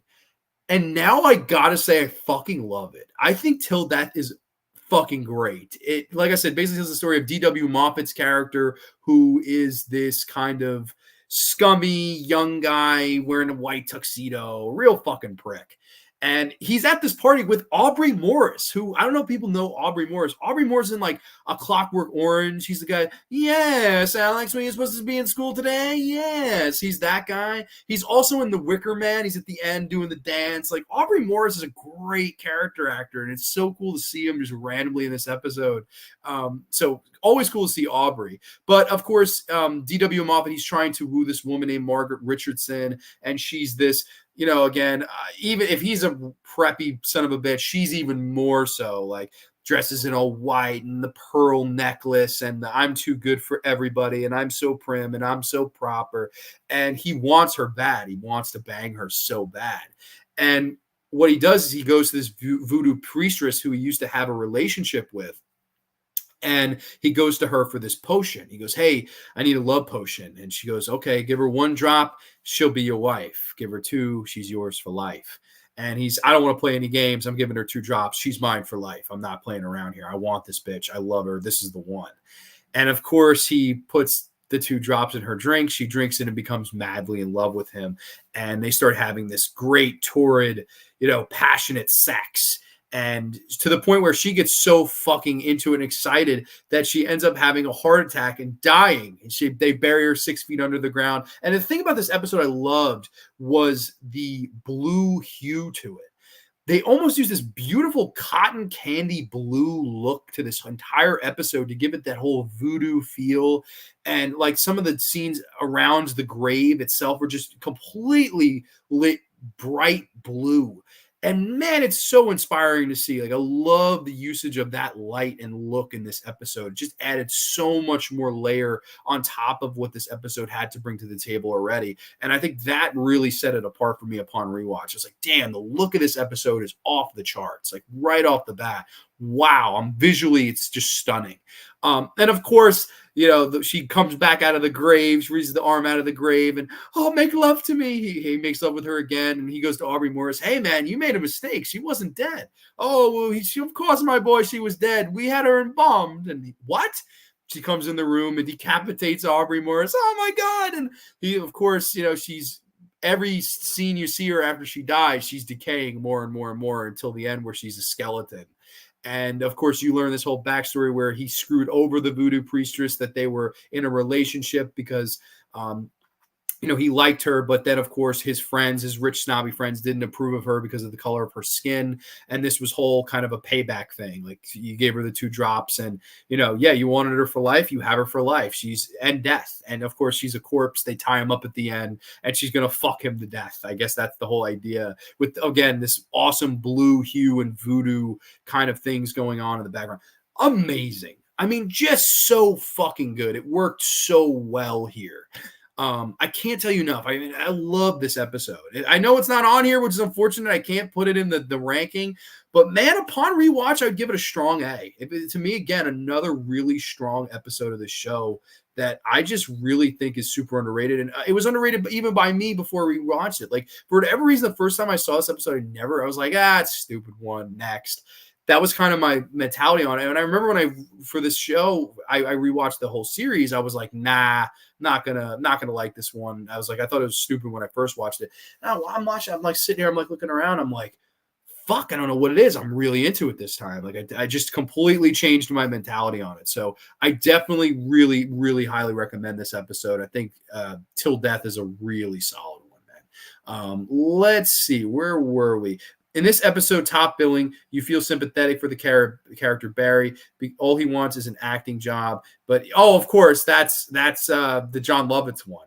Oh, John Steele, only on the Graveyard. Hell yeah, man. Hello, what's up, Steele? You doing Demons tonight, Sean B? Oh, Sean B. Okay, Sean B is going to be live at 10 p.m. with JT and Goratho. That's going to be awesome. Check that out, guys. Absolutely check that out. He also played Muccion in the movie Bordello Blood. Okay, I'm there. Hell yeah, man. Everybody check out that show. Once we're done here, you guys tune right into Sean's show. Let's see. I could never get into Bordello Blood, and I always hated it and still do. Okay, so not a fan of Bordello, the Tales from the Crypt, one of the Tales from the Crypt movies. And Dennis Miller, I can never tolerate him. Wow, okay. Did you guys ever know that the movies Death Becomes Her and The Frighteners were originally written as Tales from the Crypt episodes? I did know that. That is true. Let's see. Brit crying. I don't know if what though. Damn, I totally forgot to share this out tonight. Oh, dude, no worries. Yeah, Sean, I didn't like Bordello and Dennis Miller too smug. Bordello has the Yiddies though, Sean. Well, you gotta love Yiddies. Till that, yeah, it's up there for me, man. You know, like it's so close to being. It's just the thing is here, like, look at how many S's I already have. I almost feel like I shouldn't. But like, fuck it, man. Till that, well, I can't put it up here, so because it's not here. But you know what? I'm with you, man. It's an S. Fuck it. It's an S. It's so fucking good. It really is. It's one that I'm so glad I revisited because for the longest time I was like, I don't know, that's not one of my faves. Upon rewatch, liked it a lot more. And coming up, there's one that I thought I initially really loved, but upon rewatch, didn't really like. But okay, let's go on to the next episode here, which is a very different change of pace with this whole show, man. Like this one really to me doesn't even fit with Tales from the Crypt. Like it really fucking doesn't at all. And that is none other than season 2, episode 5. Three's a Crowd. A married couple is trying to enjoy their anniversary. However, the husband is sure his wife is cheating on him. Yes, Three's a Crowd. If this is one of the episodes that you consider to be the most dark in tone, I don't know if I could argue with you. This is one of the darkest episodes of this series. There is not a laugh to be fucking had in here. This is dark to the point where I don't even know if this works as a Tales from the Crypt. It's that dark. Like it's almost too dark to me. Like it's really effective though, and the acting is fantastic. Of course, it stars Gavin O'Hurley, who I'm actually not as familiar with. I don't know what else he's been in. I'm not as familiar with the actor. He's this guy who it's his wife's anniversary. He and his wife's anniversary. He's very jealous that the best friend of his wife, is always kind of touchy-feely with her. And, oh, man, I was an idiot to let you go. I should have grabbed you before this guy married you. They're very tongue-in-cheek guy. He's very really, honestly, in my opinion, stepping over the line. Like if it was, I would be like, dude, shut the fuck up. Like I get it. You regret not being with my lady. Like shut the fuck up about it though. But he keeps kind of, poking the bear. He keeps stirring the pot, if you will. And of course, this one is all about the horrors of paranoia and the horrors of jealousy, even so when these things are not even there. This entire episode, he's convinced that his wife is cheating on him with his best friend, and they go to this cabin, and they're talking late at night, and they're going back and forth with one another. Really good stuff. Like, the tension building is really good here, and it's dark. And then, of course, this guy goes over the top, and he fucking snaps, and he freaks out, and you cheated, you're fucking my wife, I'm the one that's crazy, you're the one fucking my wife.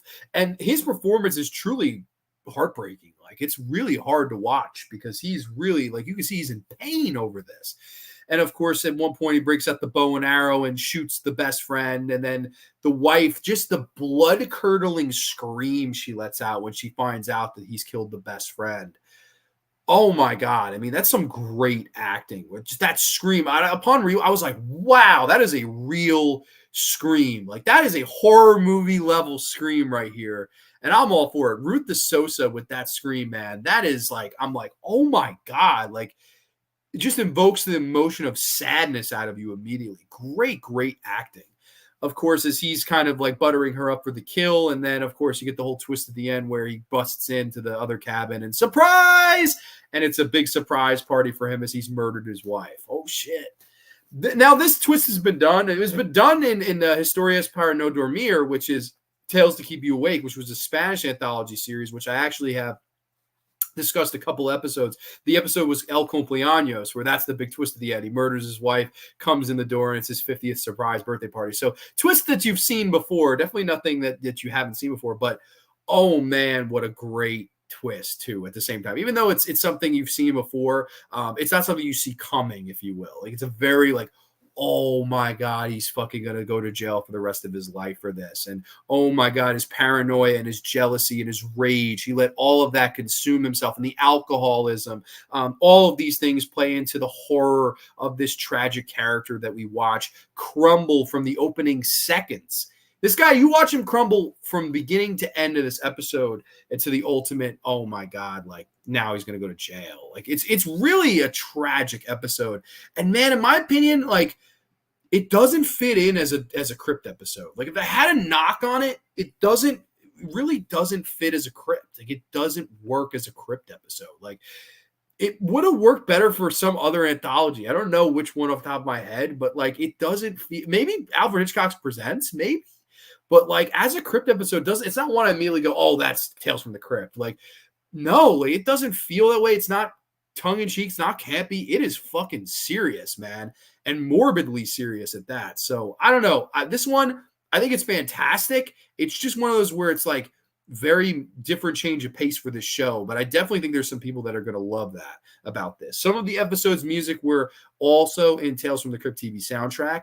Oh my, is it the phenomenal Gorgeous Brit? It is. Oh wow, way too sweet, mucho grande, mucho gracias, steal 'tis I. Yeah. Let's see. The thought of the jealous guy was Gary Busey's son. Oh, really? I didn't know that. I didn't fucking know that. That's so cool. Well, Jake Busey did appear in the episode Surprise Party Undead. Okay. Sounds like the dude yelling at the kid in Loverboy. Oh, dude, yeah, no, totally along those lines. The twist was that she was going to reveal she was pregnant. That's right. They throw that in there too, where it's a boy. You see in the background, like, congratulations, you're pregnant. It was like, oh my God, he killed 3 people almost. Like, it's so sick. Black Mirror should do a remake and make it a YouTube prank gone wrong. That would work. That would totally work. I like Black Mirror a lot. Now I have to binge the series again. Well, you can. They're all for free on YouTube. The look of each episode in Tales from the Crypt and how consistent that was is probably one of the most impressive things about the show. I would completely agree with that. And like, to me, man, like changing tone here is so interesting. Like Till Death is a fun episode, which is crazy, balls to the walls, has that blue hue, the voodoo, and I'll fuck you to death. And then this episode, it's like serious, morbid, dark episode about jealousy and rage. Just completely different, but they're both great for different reasons. Tales from the Crypt episodes are all of, yeah, it's true, man. That's probably the best way to do it, unless you have the DVDs. That episode could work for the new Creep Show series, definitely. That guy was in Death Wish 3. If you guys ever watched that series, Tiny Toon Adventures, there was an episode called Toons from the Crypt where Busey oh my God, really? That's great. Forget his name. No worries. But okay, so this episode, this one we're going to go A. I think this one's fair to put in an A. I think it's probably overall an S, but it's so morbid and dark, doesn't fit with the series, that I'm going to have to just knock it down one letter here. So we get to an A. So look at this fucking ranking right now. We only have one episode below an F. We have not even cracked the C or D columns here. That is wild. But I might piss people off with this next pick. I might just piss y'all off because this next one I'm not that big on. I'm really not that big on. I don't hate it, but I don't love it either. I don't know. This one, interesting discussion. Let's see what people think here. This is season 2, episode 6. This is The Thing from the Grave. When an abusive agent learns that his sexy model of a girlfriend is cheating on him with a photographer, he kills him and later kidnaps his girlfriend, but soon learns the love is more powerful in death. So this one, they bring in Fred Decker, and I really enjoy some of Fred Decker's work. I mean, I love the Monster Squad. I was shocking till you drop, dancing till your feet fall. Night of the Creeps thrill me. I mean, I love some of Fred Decker's movies, man. I really do. RoboCop 3 we don't talk about, and the new Predator movie he wrote we don't talk about that. This I don't like it, and I wish I liked it, and I wish I liked it more, but it's just too basic. That's my, like, if I had to give a one-word review of this episode, basic. It's fucking basic, man. Like, I don't think there's that much to this episode. Like, okay, of course, the story tells of course, Kyle Secor, I guess, playing this photographer, and he falls in love with this woman he's photographing. Of course, it's Terry Hatcher, who's looking fucking red hot in this movie. This is right after Tango and Cash. I mean, she is beautiful in this fucking episode. Like, and they have her in swimsuits and fucking hardly any clothes. I mean, if you like Terry Hatcher, you've got to watch this episode just based on that alone. The saving grace of this episode to me is Miguel Ferrer, though. Miguel Ferrer is so fucking good here as Mitch Bruckner, the jealous boyfriend, if you will. He's great in the episode. And I think he's one of the best actors of this era. Like, I always felt that Miguel Ferrer didn't get enough love, man. Just one of my favorite actors to ever do it. I think he's just so fucking underrated. And he saves this episode for me because otherwise it's very basic story. It's woman falls in love with photographer, cheats on boyfriend. The boyfriend gets jealous, kills the photographer, ties up girl, and he comes back from the grave to save her as a zombie. Like, okay, yeah, is that Tales from the Crypt 101? Absolutely. I just felt that it lacked anything else, though. Just a little too basic and like, what else you got for me? Like, couldn't you have added a little bit of meat to these potatoes? Couldn't you have added a little bit of more spice here? I don't know. It's from Fred Decker. I guess I expect a little bit more, especially coming off Night of the Creeps, which is a great imaginative horror film, and Monster Squad, which is this magical movie, which is basically like the Goonies if it was a horror movie version. And I love the fucking Monster Squad. I do. But this, I don't know, man. It's just a little too simple for me. It's not effectively simple. Like the old saying goes, simple but effective. I don't see that much effect here. Other than Miguel Ferrer's performance, I really do. I mean, Kyle Secor's okay. Terry Hatcher's there to look good, and she does look good, but her performance, her acting, nah. But yeah, it's a romantic, oh, he saves her, he's a zombie, saves the day. I don't know. This one I just always felt was too fucking basic. I never really cared for this one. And upon rewatch, I liked it even less. I was like, like, you know what? I definitely got to knock this one down a peg. So this one, it will be, oh shit, fucking, what is up with this camera tonight? This camera's so fucking weird. I'll continue to try to fix it. This one is going to be one of the first where I'll put the screen here, where we're going to come in. Man, let's get the comments first, and I'll get back to the fucking ratings. Actually, I don't know if I'm going to do a C or a D or what here. Let's see. I think I lean with Tales from the Dark Side more. Crypt is dope, and that origins are in old comics. Oh, totally, man. Yeah, no, both shows are great. I would lean more towards Dark Side too, I think. But like quality wise, you probably have to go with this show, man. It's just so fucking great. The movie Creep Show kind of feels like a pre-Tales from the Crypt because, oh, of course, in the comic book, and it's so pre-Tales from the Crypt, man. Heart of Grease Steel, LMFAO wrote a song about it. No way. Can't go wrong with either one, in my opinion, John. Tales from the Crypt really resonated with me a bit more than Tales from the Dark Side. I think most people would agree with that. Fred Decker making heads catch wreck on a sit and spin. Yep, exactly. Let's see. Crypt had the camp and better budget. Dark Side set tones overall for more atmospheric degradation. That's a good way to put it. Yeah, I agree, Sean, because personally for me, I have a nostalgic fondness for Crypt. I thought Thing from the Grave was a Tales from the Crypt cover come to life. Loved it. Bit like Father's Day in Creep Show. Same place as your Sin Deep ranking. Okay, so you'd go Sin Deep ranking. Okay, so you'd go with the A for that. Okay, that's fair enough.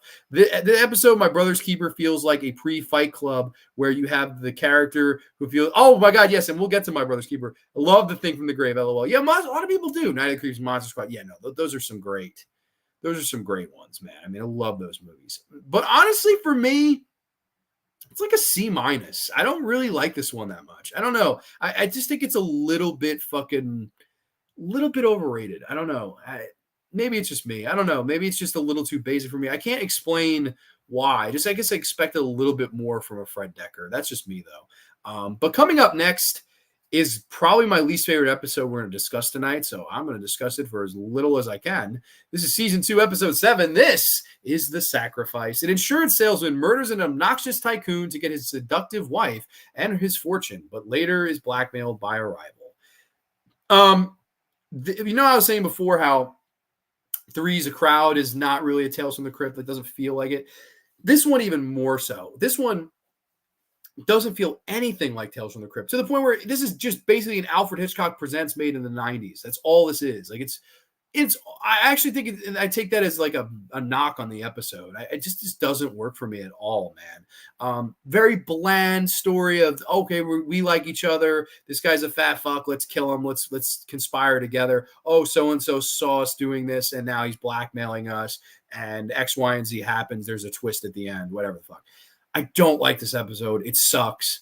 I was dreading rewatching it. I rewatched it. I hate it. It is going to fall into an F. I don't like this one. There's a reason no one ever mentions the sacrifice. It's because no one gives a shit. It's one of the more under talked about episodes of the series, and I could see why. Like, does anyone ever be like, I want to go watch The Sacrifice? Like, of all the fucking great episodes you could watch on these first 2 seasons alone, The Sacrifice would be the last one I'd pick. I don't like it. I never did, never will. Definitely like a shitty fucking episode, in my opinion. Don't like it at all. Wrong episode. I meant the episode Operation Friendship. No worries, Slasher Fred. We are talking about the My Brother's Keeper, though, tonight.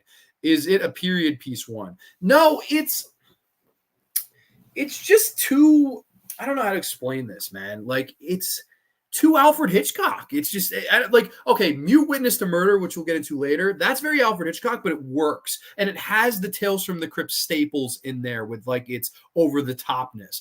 This one is just so bland. Like, there's no life to this episode. There's not a laugh. There's not a memorable moment. There's nothing over the top. It's a Tales from the Crypt episode with the gloves on, and it doesn't work. Like, this show, the beauty of this show is to go fucking all out for, and I just don't think this works. It doesn't, like, to me, if you had told me this was made for another show and been like, oh, this was a fucking episode of this, and they just said fuck it to fill an episode, like, I would totally believe you, because I think this is one of the weakest ones.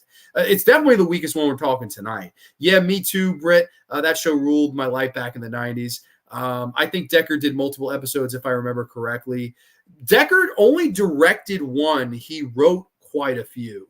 But the only one he wrote and direct was The Thing from the Grave. And I don't know. It wasn't it for me. Let's see. Sacrifice of the Week is the first 2 seasons. Completely agree. I like easily the worst one of all of these, of the first 2 seasons. And arguably my least favorite episode of the whole show. Granted, I guess I'll have to say this. I've never watched season 7. I've never been brave enough to watch season 7, where everyone tells me is number 1, the worst season, and has some of the worst episodes. I've never watched season 7. So I will tell you this much. I do want to keep continuing with this. Like, I do want to do more of these down the road. So maybe I will. Maybe I'll do 3, 4, and go all the way down the road till we get to a season 7. Grant, I don't know how much of an episode that would make of The Graveyard, because if I'm just shitting on the whole season, I don't know, but we'll see. The final scene when the corpse is burying them together is great. Definitely not The Sacrifice. Sacrifice is a different twist ending. I'm guessing you're thinking of which one would that be, brother? I'm not sure. Shout out to you, 90s heads from a 70s head. Just started watching Erie, Indiana series, and it's okay so far. Okay. The only season I don't like is 7. It's totally unwatchable for me. Yeah, no, I have yet to, so I haven't watched it yet, so I've probably been with you there. But that's just because of fear, like everyone telling me it's garbage. There are some actors that are on there, though. Like I think Daniel Craig is on an episode. Ewan McGregor is on an episode. Like, it does intrigue me to see those guys younger doing fucking Tales from the Crypt. But at the same time, I know that, curiosity killed the cat. Some of the actors who appeared in the episodes also worked in the Twilight Zone, like Kevin McCarthy, who appeared in Curiosity Killed, and of course John Lithgow, who appeared in the Twilight Zone movie. Love it. 100. Okay, I don't know which one you mean. You mean The Sacrifice? You love The Sacrifice? That would be shocking to me, but I won't lie. In my research, a lot of people put this episode over. I was surprised by that. It has a low IMDb rating, but I saw quite a few people put it like in the middle or towards the middle of their rankings. I was surprised. I was like, wow, dead last for me by a mile for me. But that is what it is. Let's move on to bigger and better things. An episode that, again, a lot of people don't like this next one, but I love this next one. This is season 2, episode 8. This is For Crying Out Loud. A greedy rock promoter tries to steal the money raised at a benefit concert when his conscience intervenes. Yes. I mean, if you have to say 2 words that makes this episode, it's Sam Kinison. Sam Kinison, one of my all-time favorite comedians. I don't worry about terrorism. I was married for 2 years. Sam Kinison is one of the fucking greatest comedians of all time. Jesus, like all of his Jesus jokes, he was very like religious with his jokes, man. He was so fucking funny, man. Like I just love. Glad you can find your way home, Savior. Like he would imitate Jesus's wife and fucking just bury him. He's like, where are your other 12 followers? They won't get a job. They're not disciples. They're losers. I mean, Sam Kinison's one of the greatest of all time comedians. And to hear his voice in this episode, and granted, you don't ever see him, you hear him, was just so fucking cool, man. I love hearing Sam Kinison's awesome voice in this. And man, from top to bottom, you have an awesome cast here too. You have Katie Siegel in this, or Katie Seagal, I guess is how you really pronounce it, from like Married with Children. I always remember from Futurama. You of course have Lee Arenberg. You have Iggy Pop in a small role. Like awesome cast here. And of course, this tells the story of this rock promoter who is doing this whole, fundraiser. And of course, he plans to get away with the money. He goes to the bank, deposits the $1 million, or takes the $1 million, puts it in a briefcase, and he's trying to get away with it. Of course, he gets caught in trying to do so by not just Katie Seagal, but his conscience, played by Sam Kinison. And a lot of this episode is he battling his inner conscience, which is the voiceover by Sam Kinison. It is so much fucking fun. And I'm going to get you out of there. I'm going to get you out of there. He's trying to put all these things in his ears. Oh, you don't want to be putting that pencil in there, buddy. Just fucking so fun.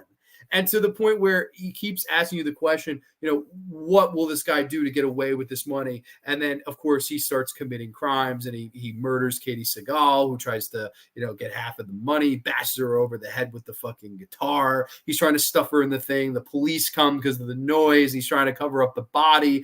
This is just a fun episode, man. I really enjoy the energy that this episode brings. I think the guy in the lead does a really, really fun job of really being over the top and animated and, battling with Sam Kinison in his head. And I don't know, I really enjoy this episode. I think this is a really fun one. Now, I do know that this is quite a hated one. Like in a lot of the reviews I read, this was towards the bottom of a lot of people's lists. I don't know, man. I had fun with time with this. This was a lot of fun. Like I don't know. This is to be way more along the lines of a Tales from the Crypt as opposed to like a Threes from Crowd or The Sacrifice. This one fits. Like this one's so fitting. And I think it was really creative, like to think of that. Like, okay, we have to have this guy's conscience try to talk him out of things. What will we do? Get Sam Kinison. Oh my God. Great fucking idea. Have Sam Kinison yelling at this guy. Oh, it's not too late to call yourself in. I think for one, you have a great case of an insanity plea. I love some of the lines they give Kinison to throw at this guy, and shut up. You're just in my head. You're not really there. And oh my God, I love how this kind of escalates to where he thinks that people can hear Sam Kinison too. And of course, they can't hear him. He just has this thing sticking out of his ear, and he's bleeding. And he turns around, he admits everything, and turns, and Sam Kinison, doesn't look like they could hear me after all. It looks like you just admitted to everything. Oopsie. Love that, man. I think this is a damn good one, man. This is a solid episode that for me is going to come in a high A. I really like For Crying Out Loud. I think this is a very creative episode, and an episode that, like, I would love to know. I actually would love to read the comic. I would love to read the story comic on this because I think it's such a fucking really good idea personally. Let's see. I think we were, no, I'm sorry. We might've been here. Well, no, I think we were even before this.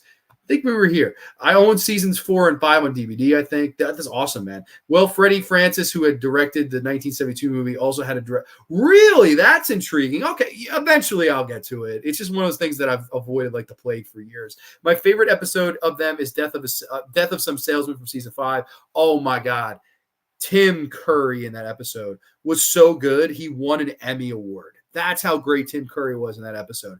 It is fantastic. I love Death of Some Salesman. Probably my favorite episode of that season as well. This show did good with its fucking premieres, man. You have Dead Right here. You have fucking Death of Some Salesman there. Amazing fucking season premieres. Like amazing. Ed Begley, and the most awkward and uncomfortable sex sequence in the history of fucking television is that episode where Tim Curry and Ed Begley Jr. have sex.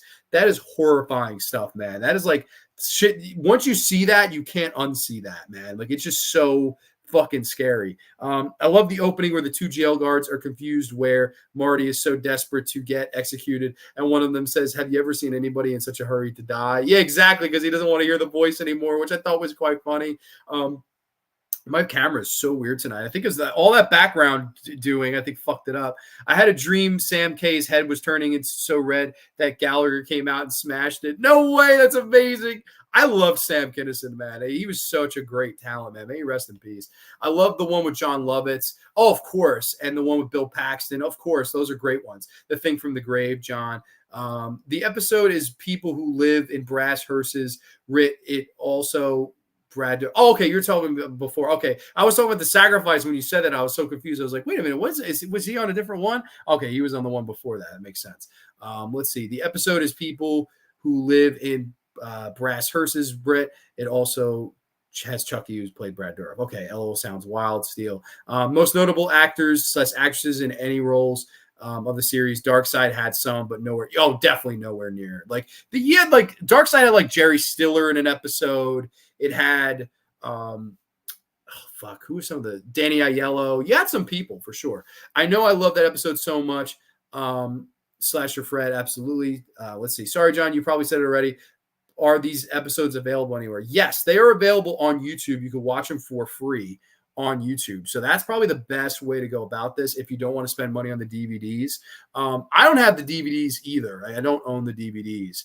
I actually watched them on Plex, which is like a fucking streaming service, which they're not legally on there. My buddy just uploaded them on there. So highly recommend them, though. I mean, a really good show. Yes, Tim Curry was so good in that one. Great choice, Sean. You know, one of the best episodes of the series for sure, man. Like, I absolutely love Death of Some Salesman. I love the intro, which spoofs the home shopping channel, Sean. All the talk about Tales from the Crypt got me looking into buying options. Only $44 and some change for the entire season on Amazon. Season or series? For the season, that's a ripoff.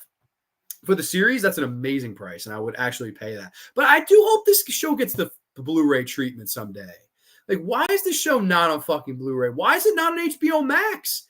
You have a streaming service. Why the fuck is it not on there, man? That's just absurd, man. But I mean, it is what it is. This is neither here nor there. Yeah, there's a ton of shit on YouTube, and if you have Crave, pretty sure is on it. Yeah, exactly. Yeah, you can watch pretty much any of these on YouTube, so I highly recommend that. Moving on, though, you have one of my I'm arguing my second or third favorite. I think it's my third favorite of this season.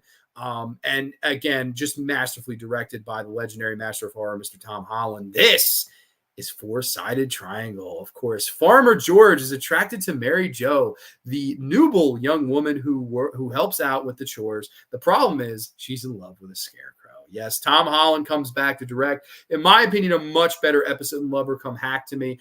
Granted, the direction was not the problem there. The story kind of was for me. This episode, I mean, masterpiece. Like, I already tell you it's an S. I love this episode. Basically tells the story of this elderly couple played by, of course, Chelsea Ross and Susan Blumert. I don't know if I'm getting her name right. They play this elderly couple. You might remember Chelsea Ross. He's the pitcher in Major League, the old pitcher. He's in Hoosiers. The guy's done so many fucking movies. Love him. He's a great actor. You also, of course, have Patricia Arquette, who plays their kind of young woman slave who they're having do all this yard work and barn work, and they're having her milk the cow and get the eggs from the chickens. Like, they're having her do all the kind of bitch work, if for lack of a better term. And of course, you know, the lead, George, he's kind of infatuated by her and he wants to have sex with her, and he has these fantasies, and he's watching her, milk the cow and bend over the stove, and he's really like sexually into her. And one day he decides, I'm going to fucking hit her over the head and just have my way. He hits her over the head, and his wife hears it, so he has to kind of abort the mission. Patricia Arquette stumbles off, and they find her in the middle of a cornfield where she's next to this scarecrow, and she is babbling about this story where I'm in love with the scarecrow. The scarecrow is going to make love to me. And they're like, what the fuck? Is this bitch crazy? But they also, at the same time, they're like, okay, she's going to do our yard work for us, so we're fine. We're cool, man. So fucking, of course, she comes back to the house, and the rest of this episode, it's all about the horrors of sexual tension. And man, is it well directed. Tom Holland nails this fucking episode. Love the direction here, as you have some really simple scenes of her making breakfast, making eggs. And you have fucking George watching her, drinking his coffee, looking at her like she's a fucking piece of meat. just eyeing her up like, oh, and you feel he so badly wants to just have his way with her, but his wife is in the way. She keeps saying, you cheat on me, George, will be the last thing you do. And you know what they do to steers when they want to fix them? That's what I'll do to you if you cheat on me. I love the lady playing the wife is so great, man. I love her, Louisa. She's hysterical in this, man. She's saying, I'm gonna fix you like a fucking steer. Just funny shit. But at the same time, she's very serious in her delivery. That's what makes it work, and that's what kind of makes it funny. Is how serious she is with it. Love her performance in it too, and the escalation of the dream sequences of where he's imagining making out with Patricia Arquette and getting it on with Patricia Arquette, and then next thing he blinks, opens his eyes, and it's his wife, and he's and he wakes up from the fucking dream, and he's, oh my god, what the fuck, and some of the erotic scenes where she goes out into the cornfield and she's trying to get the scarecrow to give it to her and give it to me. I know it sounds fucking weird. Describing this makes me, I feel like I sound really fucking weird, but I can't explain to you enough how great this fucking episode is. Like, I don't know how else to describe it other than how I am. It's amazing as she's like up there and she's like feeling up the fucking scarecrow and she wants so badly. And of course, George gets the idea. What if I dress up as the scarecrow? That's how I can get it. And if she has the story of, oh, I fucked the scarecrow, my wife will never know, So it's a genius idea where he fucking puts the scarecrow outfit on and starts fucking making out with her, feeling her up. Oh my God, he's going to have his way until the wife comes down, and the wife comes in with a fucking trailer and it's a tractor. It's a tractor. Comes in with a tractor and she gets off the tractor. She's hobbling up to him. She's like, get off of him. It's just straw. All he is straw. And he takes the fucking rake and starts stabbing the fuck out of the fucking scarecrow, thinking it's a scarecrow, but it's really her husband. And you just hear the groans, and all the fucking blood, and oh my God, like fucking crazy. Like, I love this fucking episode, man. It really is so memorable and so fucking good. Like, I don't hear this one get talked about as much as like The Switch or and All Through the House. And honestly, I think it's better than both those episodes. I really do. Like, I fucking love this one. This is one of my favorite episodes of the whole series. Just so fucking good how Tom Holland directs that eroticism. And like, here's the thing. You could see he was the right guy to get for this if you watch Fright Night. Like, if people remember at Fright Night, that magical scene between Chris Sarandon and Amanda Beers when they're dancing in the hall and the da-na-na-na, da-na-na-na, give it up, give me honey, you will. And they're dancing and the fucking, you don't see his reflection in the mirror. And, he's just sizing up for the bite. And you also get that song, he's a good man in a bad time. That fucking music hall scene is some of the best directed stuff ever. Like, it's inspiring stuff to watch, especially if you're like someone that wants to make film. Watch those scenes, man. It will really inspire you. The sexual tension he creates there between Chris Sarandon and fucking Amanda Beers is off the charts, and it shouldn't be. It doesn't work. He's so much older than her, but it works. And here, between a fucking old man again and this young Patricia Arquette, the tension that is just one-sided tension in a four-sided triangle. Amazing direction here. I love these fucking dream sequences. I mean, a top-tier episode for me. There's no fucking doubt about it. My second or third favorite of the season. I think it's the third favorite of the second season, but it is a slam dunk S tier in my opinion. I just fucking love it. Absolute masterpiece of a fucking episode to me. But let's go back to the comments here. I've gushed about this one a little bit. I'm sorry, but I do love this one. I can't help it. Let's see. I think we were here. Thanks, Mernsy. Everything about Death of Some Salesman is just perfect. Absolutely. Tom Holland is underrated master of horror. I mean, come on. Fright Night, Child's Play. Even if he had stopped there, master of horror. You made the killer doll film. You made the fucking vampire film of the 1980s. There's no fucking debating he wrote Psycho 2, which is a great sequel. He did some Stephen King adaptations. I like Langoliers. I don't like Thinner, but I know that he got like deathly ill when he was directing that film. So that's probably to do with it. I mean, I've been deathly ill before. I don't think I would have been up to directing a movie and let alone making it a good one. So, I mean, it is what it is. Unfortunately, the entire series seems to be on DVD, not Blu-ray. Exactly. Yeah, that's the issue. Highly agree, Aiden. I agree as well. Four-Sided is another top tier for me. Nice appearance of Missy Dandridge. That's right. Of course. That's right. That is Missy Dandridge, the same actress, man. Easily an S tier. I'm right there with you, Tom. I think it's a great one. Sean says, yeah, I would love to see an unscaled Blu-ray set for Tales from the Crypt. I don't know why. Like, it has to be rights, but I don't like Tales from the Dark Side. I get it. You're fine. If you have the DVDs of Tales from the Dark Side, you're fine. Like, that show is going to look like shit on 4K, Blu-ray.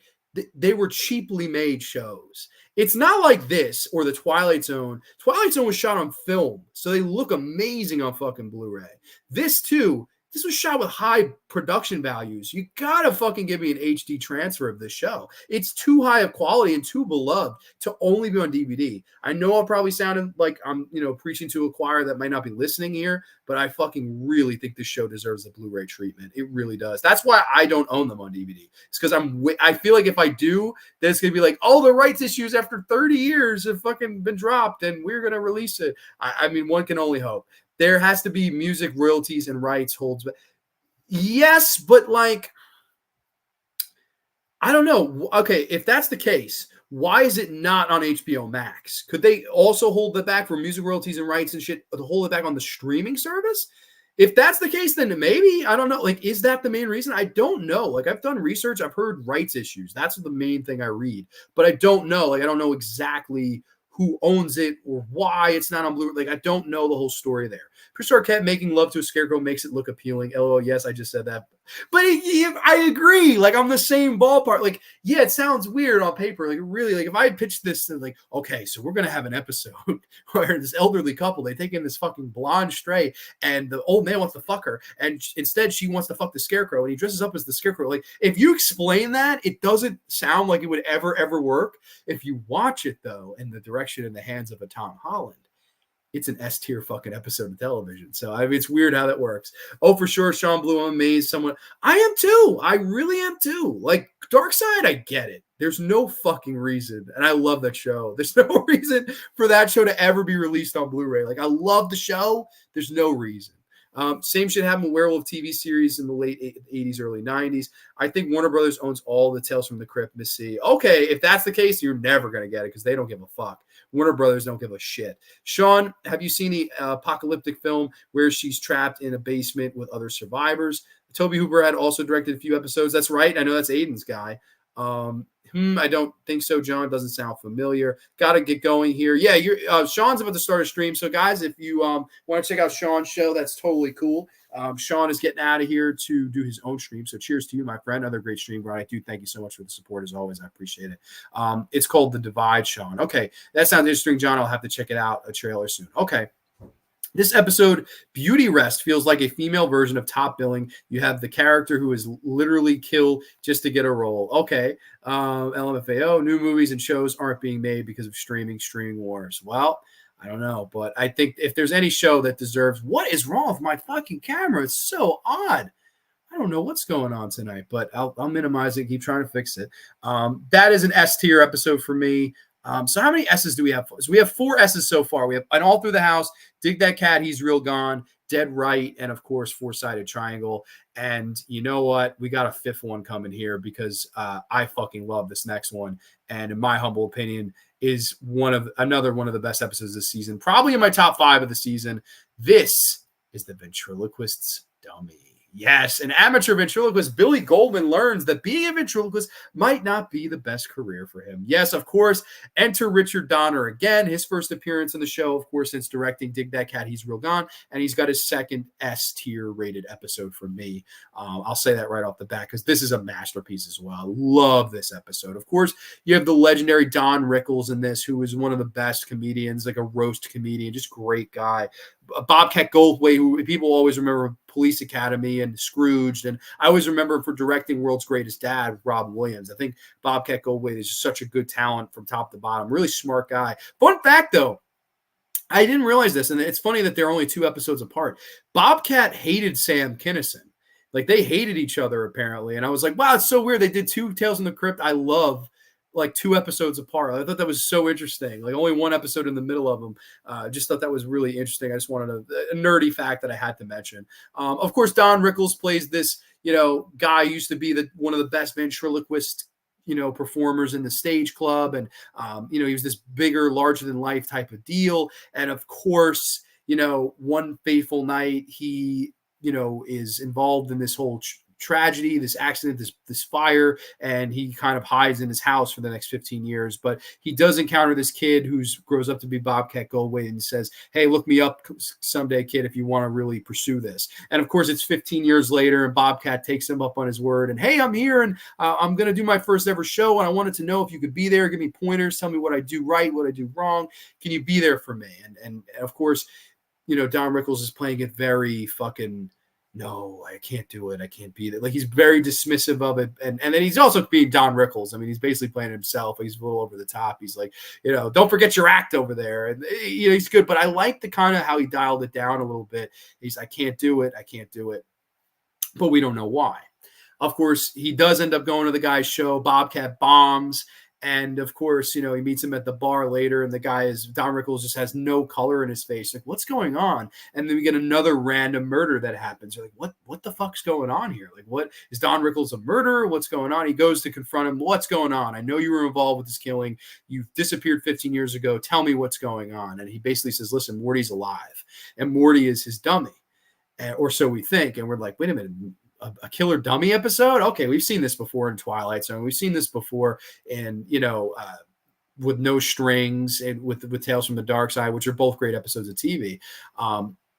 We've seen this before. And I remember when I first watched this, I was like, oh, okay, like whatever, the dummy's alive. It doesn't go there. So he's like, "Oh, he's just wood. He's just a doll. It's just a dummy." He pulls the fucking dummy down, and fucking he goes, "No, Morty's not the dummy.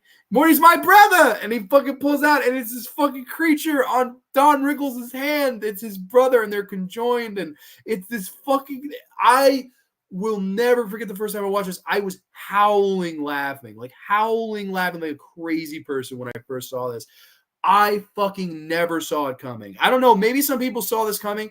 I never saw this coming, where I was like, wow. Like, because the whole episode, they're very smart. Richard Donner's very smart how he directs this and how he has the cinematographer shoot around the hand.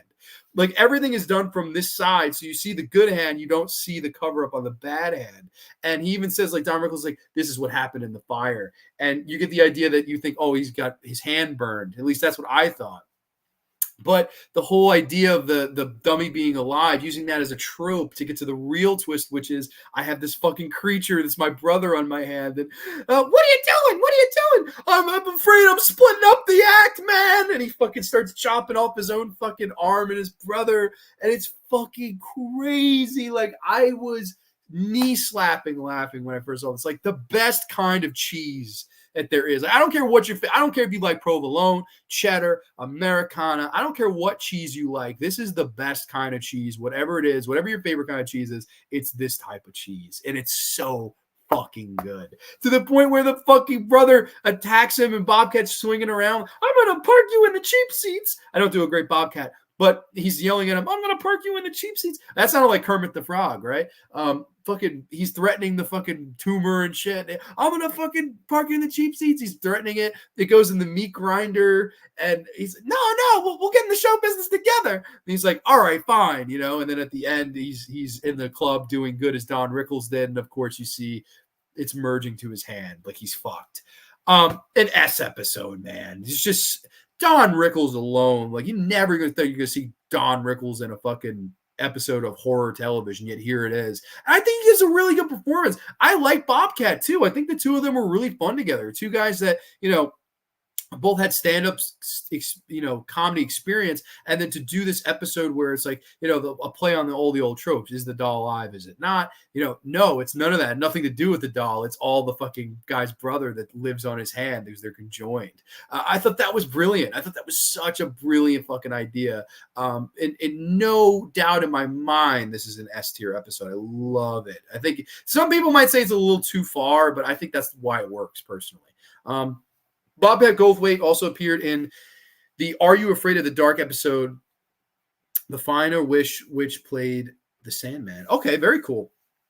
Bananas, he's my brother. I love the way he delivers that line. And I love it. Marty, what are you doing? I'm afraid I'm I'm splitting up the act. And cuts his fucking arm off. Like, oh my God, dude. Every time I watch that, fucking makes me laugh without failure. I love that one. So let's take a look at this list right now. This is like, it looks like a fucking shape here. It looks like a P.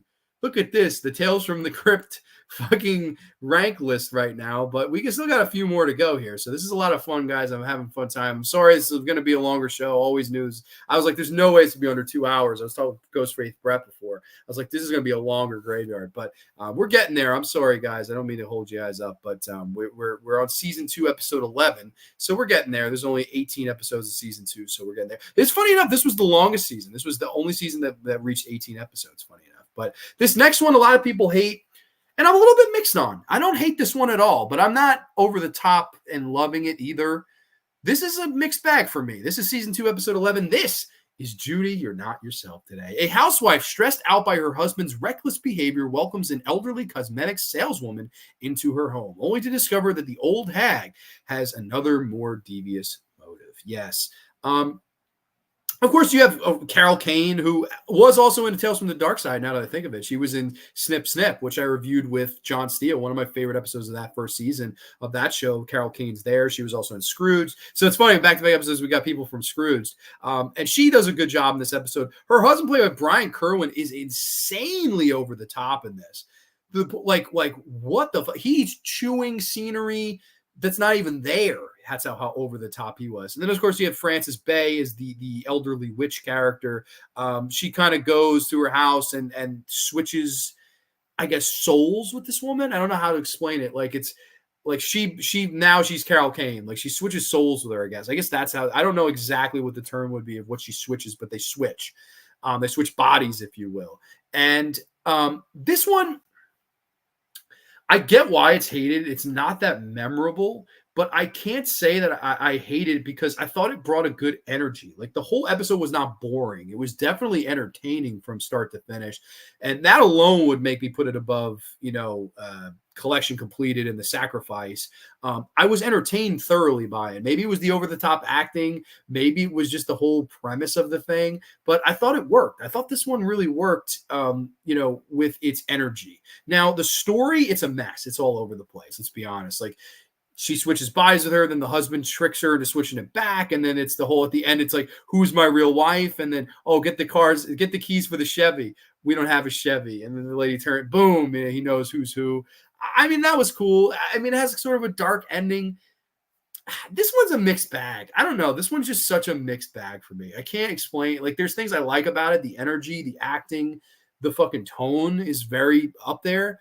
But the rest of it's like all over the fucking place. So to me, a like very middle of the road episode that definitely isn't as memorable as it probably could have been. This is going to be like a C, exactly a C. I'm going to put it exactly a C.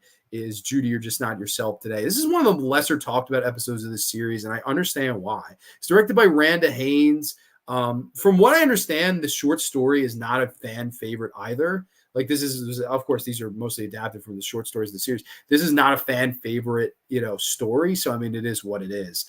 This is one I don't know, thought it was very fucking average. Britt says, I don't remember that one. Exactly. That's basically the legacy of this episode. I don't remember that one. That's basically it, Britt. You summed it up in 5 words. But this next one is my second favorite episode of the season. And I mean, if you want to talk about the most underrated of season 2, you look no further than this episode right here. This is season 2, episode 12. This is Fitting Punishment. When funeral director Ezra Thornberry gets his very polite young nephew Bobby as a roommate, he eventually learns his rude, harsh behavior towards him could be fatal. Yes, Fitting Punishment. In steps Jack Shoulder of The Hidden, of fucking the fuck else? Freddy's Revenge, Nightmare on Elm Street 2. Jack Shoulder's editor of The Burning, editor of fucking Nightmare on Elm Street. Jack Shoulder's a fucking horror legend, man. Love Jack Shoulder. He steps in to direct this episode, man, and he just fucking hit a fucking home run. I mean, I love his fucking direction here, and I think this is the second best episode of the entire season. I love this episode. Of course, you have Moses Gunn as Uncle Ezra Thornberry, who is such a good charismatic asshole in this. He's just such a mean old man who his young nephew comes in and is nothing but cooperative, nothing but nice to him, and he treats him like dog shit. And you feel so bad for this character played by John Clare, who I just thought he did a really good job in the episode too. And basically he comes in and, he's showing him all the tricks around the morgue and stuff like that. And of course, he starts to fucking just really become impatient with the guy to the point where he gets a crowbar and he beats the fucking shit out of his nephew. And his nephew wakes up. He has a spine injury and he's sort of a cripple now. And he's, Uncle Moses, did you sell my shoes? You're damn right I sold your shoes, boy. Why? Why would you sell my shoes? You're a goddamn cripple. What the hell do you need with shoes anyway? I got a pretty penny for those shoes. You just costed me money. Like, he is such a uncaring, mean bastard in this. You're like, oh my God, this bastard. Like, his nephew did nothing fucking wrong. And he keeps riding him and fucking beating him with a crowbar and talking back to him and all these things. And man, this character was so fucking perfectly played by Moses Gunn. I love his performance in this. He's so evil. I think he's one of the best performances acting wise of the season is Moses Gunn in this. I mean, he's great as this just fucking uncaring, mean fucking uncle that just wants to line his own pockets. And of course, it starts of verbal abuse, then it gets to physical abuse until it gets to the point where he murders his own nephew. He literally pushes him down the steps of the basketball thrown with him. Really dark shit. And then, of course, he's putting him in the coffin and he doesn't fit in the coffin, and to save money on buying another coffin, he cuts the kid's feet off. I mean, that's fucking crazy. Like, I'm going to cut my nephew's feet off so he fits in the coffin to save a pretty penny on a fucking coffin. Like, holy shit, that's dark. And of course, the coffin goes over and fucking, he's going to bury the kid. And of course, you get your revenge plot and what goes around comes around. And the kid comes back from the grave with his feet kind of walking on their own. And then he's holding up with the crutches he was a cripple on to go kill his fucking uncle. Great stuff. I mean, great stuff. Quintessential Tales from the Crypt. And this is, to me, how you do that mean, dark spirit, but still feel like Tales from the Crypt. Like, Three's a Crowd, it's like I said, it's great, but it's still a little morbid. This one, it's like, it's so morbid that you have to laugh at it just to get through it, to me. Like, that's just for me. I don't know if that's anybody else, but it's so dark and mean-spirited that it's like you have to like kind of laugh at it. Like when he's like, why would you sell my shoes? He's like, yeah, damn cripple, you don't need no damn shoes. I was like, I fucking burst out laughing. I don't know if that's supposed to be funny. Like, I don't know if I laughed at that just because it's just so fucking cruel. But you just can't help but I couldn't help but laugh at that. I thought that was really something else, man. The ending is so fucking great as the fucking guy gets what he's coming. Help me. Somebody help me. And of course, the grandson comes and fucking, or nephew, he comes and fucking takes his ass to the grave. Great stuff. I mean, I love Fitting Punishment. To me, the second best episode of the season. I really, truly enjoy it from top to bottom. Moses Gunn is just the most mean-spirited, likable asshole you could ever fucking have in an episode. He really channeled like his inner David Hess. Like David Hess, his mean spirit in like Last House on the Left or House on the Edge of the Park or Hitchhike, that mean-spirited but entertaining quality to him is so here. It's so here for Moses Gunn. He just nailed this performance. Really enjoy this one. Let's see what Britt says. That one is so insane. I was so triggered. Yeah, no, if it doesn't trigger you, there's something wrong. Like there's like, you feel so bad for this kid. He did nothing fucking wrong. But I like also like the atmosphere that Jack Shoulder does, like showing you the morgue, the whole dreading of the morgue. I love that, the setting. I think it really worked, man. This episode is a fucking perfect episode to me. Dude, Dan Giuliani's in there. Shout out John Grande. Welcome, brother. Hope all is well with you, man. Hey, Dan. Always good to see you in the graveyard. But yeah, no, that is Fitting Punishment. Just one of the best episodes. It was between this or Dead Right as my top of the season. I went with Dead Right though, just because I think it has such amazing rewatchability factor. Like I could rewatch Dead Right like every fucking day. I love that episode so much. But okay, let's move on into our next episode. This is season 2, episode number 13, the unlucky episode of the bunch, which is almost unanimously hated by people, which is interesting to talk about here because I don't hate this one. This is season 2, episode 13. This is Corman's Calamity. A cop learns that an illustrator of Tales from the Crypt might have the power to make his monstrous creations come to life due to his shrewdest wife. Yes, Corman's Calamity. Now, I'm a lot of my research for the show this week. I noticed this one at the bottom of like a lot of people's list, hating this episode. I don't know how you could put the sacrifice over this. I don't know how you could put fucking, Judy, you're just not yourself today over this. I don't understand. I don't like maybe on the same level, like a C, I could see, but to put this at the very bottom, I think is grossly unfair. I like the idea of this. It's basically sort of a meta story, right? You have this guy who writes for Tales from the Crypt. Interesting, really cool. Okay. That's not something I thought I'd see in this series. Where are we going from here? So he writes from Tales from the Crypt, and his mean, boss is not his boss. I'm sorry. Well, it might as well be his boss. His wife is just this nasty Karen type character who, oh, you don't make love to me the right way, and you don't love me the right way, and I know you're in here with a secretary and all of these things. And she's kind of berating him and belittling him and all of his work. And you're a loser. Why don't you get a real job? And she tells him to start taking this medication, so he could be, better all around. And in taking this new medication, every drawing he makes eventually comes to life elsewhere. And all these crazy things start happening in the city. And this is one that I will say this.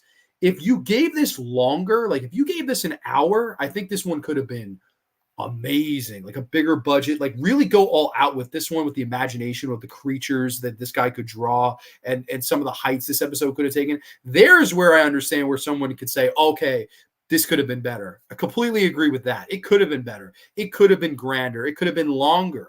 But it is a shorter episode, right? Most of these 20, 25 minutes.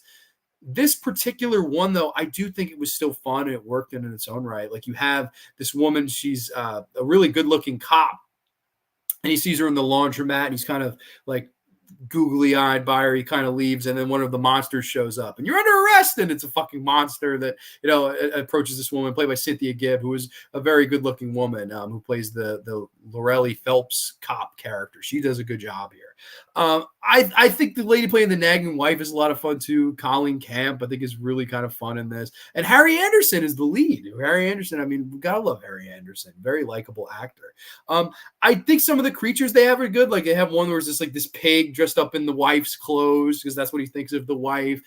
You do have the very predictable ending where it's like, okay, he's eventually going to summon one of these creatures on the wife. It's similar to the Crate of Creepshow. Like it's very similar to like the Adrienne Barbeau character riding Hal Holbrook, and then he gets this opportunity to feed her to a monster. And that's basically what this is. It's very similar to that. But I do think it has a nice imagination. I do think it has a nice heart. I do think it works for Tales from the Crypt. I don't know. I don't see this being a bottom episode at all. I think that's grossly unfair. I think it could have been better? Yes. I just don't understand like the overwhelming hate. Like people saying this is a bottom 5 of the series. No way. Like no fucking way this is a bottom 5 of the series. I think it's a really fun fucking episode. I really enjoy all the creatures in it. And I don't know. I don't really see the hate for this one. Let's see what good brother Tom had to say. I love Corman's Calamity. I thought it was Tales from the Crypt using Stephen King as an influence, just like King used the EC comics. Yeah, dude, I mean, yeah, I would say completely you're right, along the right lines there. And man, I really like the episode too. I do think, like I said, given more time, given a bigger budget, you could have used more creativity, more imagination. You could have added more layers, but I don't think it's a bad episode in its own right. I think it's a little bit underrated. It's a little bit unnecessarily shit on. With that being said, Corman's Calamity, I'm going to come in with a solid B. I think it's a little bit better than people give it credit for. I don't know. That's just me, though. I definitely think this one deserves a little bit more love than the hate it gets. I think it's a fun episode. I think it works fine. I don't know. People seem to disagree. And if you do disagree, if you're catching the replay of this, please let me know why. I'd actually be curious to hear someone like why you don't like this episode. Like other than the fact that I said that, maybe they could have done more imaginatively with it. Other than that, I don't see a gripe to be had here. I really don't. This next episode, though, and Tom, I know I'm going to have to, Tom, I'm sorry. I'm right ahead. I'm going to have to say, I'm sorry. This is season 2, episode 14. This is Lower Birth. Enoch, the two-faced man, an attraction at a sideshow, falls in love with a 4,000-year-old mummy, eventually leading up to the conception of the bastard child, the Crypt Keeper. Now that is a fucking spoiler. That plot synopsis spoils the twist at the end of the episode. So sorry if you haven't seen it, but that is what the plot synopsis says. Okay. There are things I like about this episode, but in no way would I say this is like an A or an S, and I know a lot of people do because, of course, origin of the Crypt Keeper. How could you not? I feel bad for this, like I do, but it wouldn't be one of my favorites. Okay, first and foremost, the fucking carnival in the period, like all these years ago, great stuff, and all the freaks and the effects and the way of the double head, amazing looking stuff. Really, that stuff worked. The Mummy, that stuff worked. The love story, though, not enough life to it. And I guess that might be some of them. Oh, it's two fucking entities that got together and gave birth to the fucking Crypt Keeper, and a symbol of death. I get that. Maybe they didn't have to have, but this one kind of drags for me a little bit. I can't explain why. It just never really grabbed me in like it did others. I think a lot of people, the twist, once the twist comes, they're like, holy shit, like, because you never see that coming. And that is the best part of the episode, when you see the fucking Tales from the Crypt fucking face, the horror host himself, the Crypt Keeper, as the fucking, offspring of these two. I thought that was brilliant. And if you notice this, any Chucky fans out there, if you look at the eyes they use for the Crypt Keeper, they're the fucking good guy eyes. If you look closely, right at the end of the episode, you see the baby Crypt Keeper, and they're the Chucky eyes. If you look very closely, because 1990 was also when Child's Play 2 was filmed and released. And of course, he was like, fuck it, I'm coming off the set of that. Kevin Yeager comes in to direct the episode and fucking said, fuck it, I'll save fucking money. We'll use the same eyes we used in the movie for the animatronics of the baby Crypt Keeper. Thought that was brilliant. Like, use your resources, use what's there for you. Really smart stuff. And I thought it worked. That stuff worked. But a lot of the middle of this episode just drags. I don't know. I think it's a little bit slow. And for that reason, I can't give it an A. I can't give it an S. To me, it falls in like a very low B. I would say like a B minus, somewhere in that range. So yeah, I just put it in the B minus. It would be somewhere in that ballpark for me, right along the lines of the last episode, in that kind of ballpark. It's better than average. It's definitely no issues with the directing, no issues with the makeup effects, no issues with the atmosphere. It creates a good atmosphere, but the story, it does drag for me a little bit. I don't know. Very unpopular opinion. A lot of people I saw had that in one of their favorites. I don't know. I just never got into this one as much as most people, but that's just me. I know Brother Tom mentioned in the chat the other day, or the community post, he was saying how much he loved it. So I'm sorry. I didn't mean to let you down there, but I don't know. That episode for me, a little bit draggy. I don't know. Upon rewatch, I was like, you're going to like it this time. Like, I sat down, you're going to like it this time. And I was like, I do like aspects, but better than fucking Four-Sided Triangle? No way. Better than fucking All Through the House? No way. Dead Right? No way. Like there's so many ones I like more, I guess. That would be my spiel there. But we have 3 more episodes. Bear with me, guys. I'm sorry. I know the chat's running a little bit cold. I go a little bit long with these episode TV ones. So I'm sorry about that. But 3 more, I promise, and we'll take this home.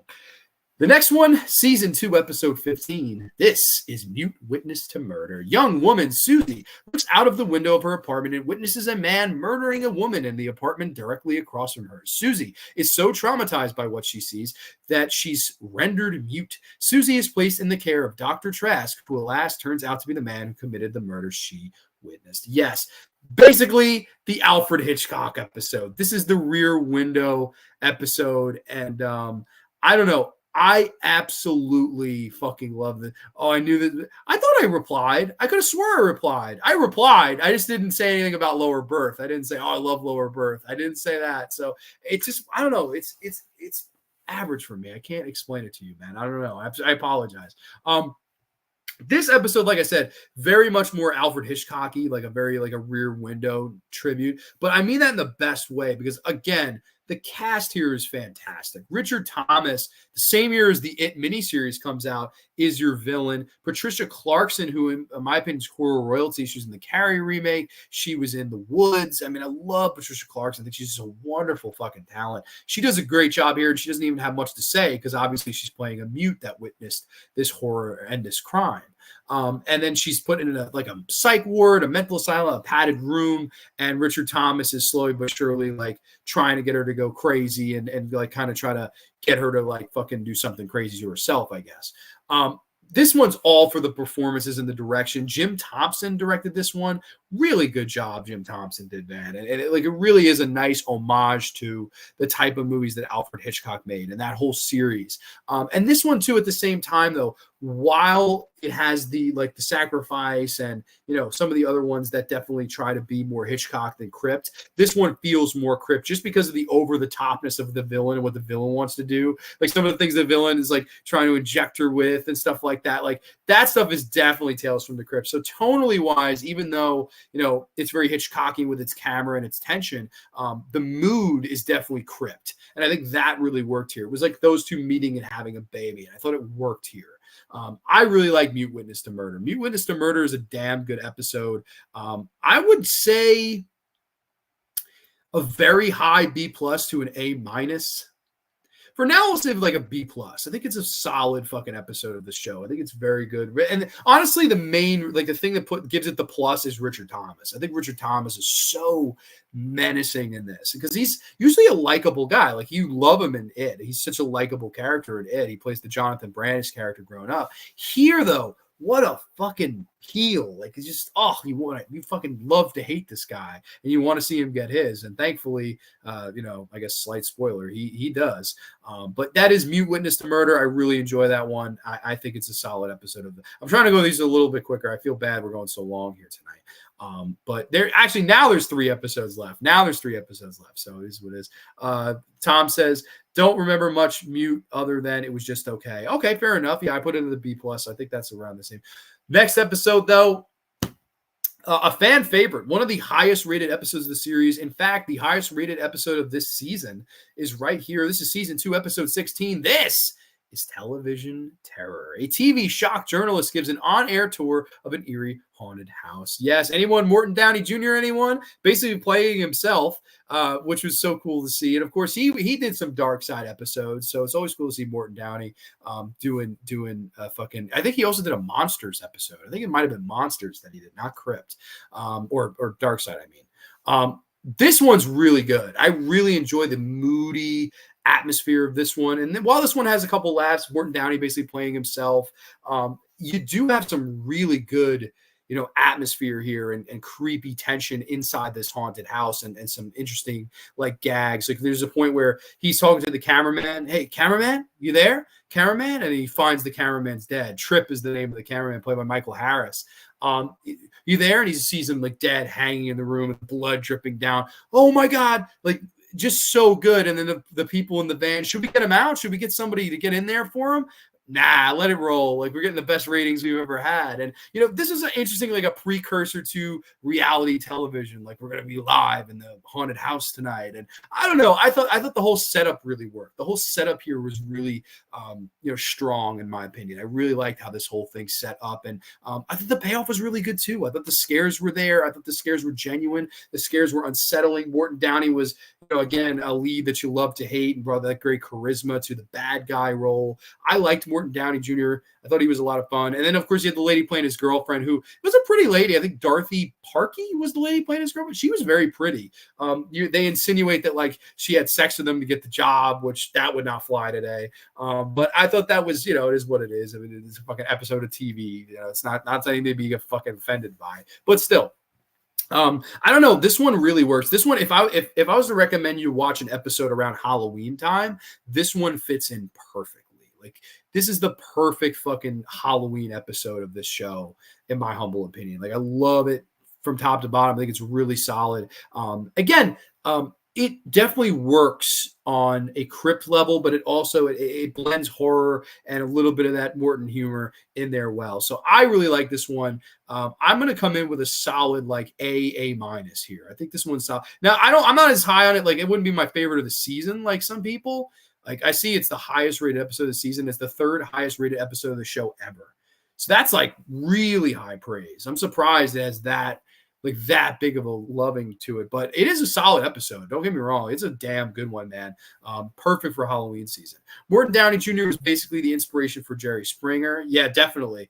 This episode kind of feels like a pre-Blair Witch. Sure, definitely. It doesn't do too much of the handheld like style, but it is totally like along this. The scares are along those lines. You see a lot more here than you do in Blair Witch, but it worked. It definitely it set the right mood and tension for me.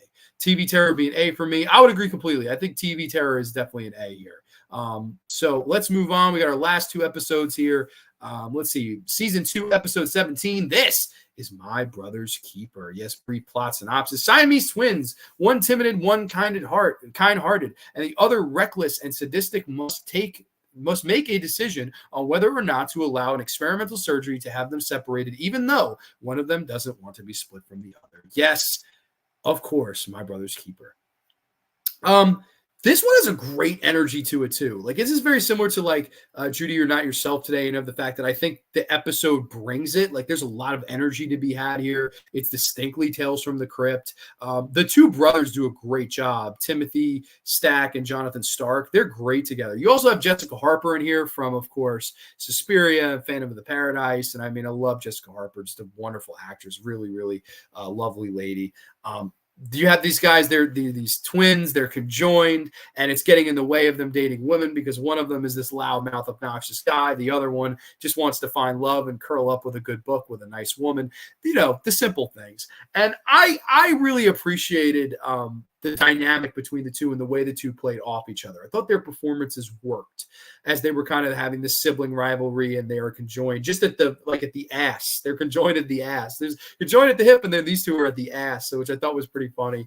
Made for some fun comedic effect. And of course, you know, they're having like double date, like Jessica Harper and the one brother are trying to like have serious conversation while the other one is like trying to have sex with this black prostitute. I was like, whoa, like this is fucking wild. This is going here, but very entertaining, man. I thought the 2 of them played off well with each other, and I thought the humor was there. I thought this was genuinely funny. Now, is this an episode that has much to say morally? Probably not. It's just one of those, it's more entertaining than it is anything else. But I thought it worked. I really did. I thought this one worked. I don't think it was one of the best ones of the season or the series, or of at least this episode of Granny's Graveyard that we're discussing tonight. But I definitely think it was a passable one, and I definitely think it's one that I don't know, I quite enjoyed. I had a good time with it. It's mainly for the performance of the 2 brothers. I don't know if this was directed, but Peter S. Seaman was the one who directed this, and he also co-wrote it. So yeah, this was definitely his baby, and I think for the most part he did a pretty good job here. Let's see, there's a reference to the Geraldo special, The Secret of Al Capone's Vault, where they found nothing. That's right. They found nothing in Al Capone's vault. That was like the big thing at that time. And it was, Al Capone's vault, and they found nothing. Like, absolutely nothing. Love the scene with the dominatrix. Yeah, totally. Like, that, it's so uncomfortable for him. And I thought that was interesting. I never saw it coming the first time that Jessica Harper was there to set him up. I was like, what? And then she actually does fall in love with him. I thought that was sweet. And then by the end, they are separated. And, you know, you're going to jail. No, that's what you think. And they're separated. No. They fucking take the other brother off the jail. I thought that was a nice ending, a little bit of comeuppance. This one was a solid B for me. I think it's a solid B for me. So, yeah, that is, of course, My Brother's Keeper. I enjoy the episode. I think it's pretty solid. But we are now getting to the season finale. And that, of course, is season 2, episode number 18. This is The Secret. A young orphan named Theodore is adopted by the odd and well-off Colberts with a dark secret, but they're not the only ones. Where's John Lennon at? You're not the only one. Wow. I remember when I first saw this one, I thought I knew the ending. I thought I saw it coming. But I didn't. I was wrong. Basically, there's a story of this kid. He gets adopted. He's causing some issues in this foster home that he's coming from, but at the same time, it's like, who fucking cares? You know, he gets adopted by this rich couple. One of them is Laura Palmer's mom, Grace Zabriskie, I think her name is. She's also in Child's Play 2, which was the same year as this. She's one of them. And then, of course, Larry Drake, who of course, we were talking about all the way back in episode 2 with All Through the House. You know, he reprises a role here. Granted, they don't give him much to do. They don't give him enough to do. He's just kind of the butler in this episode that kind of is looking out for the kid, which he would have had a little bit more to do here. But, of course, this kid is given everything a kid could ever want. Rich parents, ice cream in bed every day, you know, nice long walks, but he's not allowed to really go out.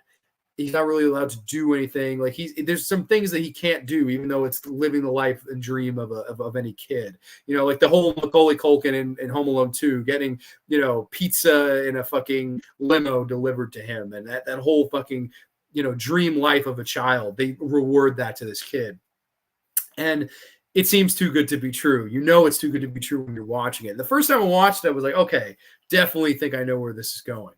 But it doesn't really go there. So what happens is, this kid, why can't I go out? Why do you always want to feed me ice cream? All this stuff. The first twist is that the couple that adopt him are vampires, which I was like, oh shit, like that's fucking okay. I could have saw that coming. I thought they were just like abusive or whatever, but they're vampires, and the reason they want to feed him all this ice cream so the blood gets sugar in it, so the blood is sweet. Like that, clever. And if that was it, it would have worked. It would have been fine. We would have been like, okay. However, the second twist, I think, really puts this from ordinary to extraordinary, where the kid is not what he seems to be either. He's not just an ordinary kid. He's a werewolf. And you have this amazing transformation where he turns around and the prosthetic effects of being a werewolf, and he just charges the couple.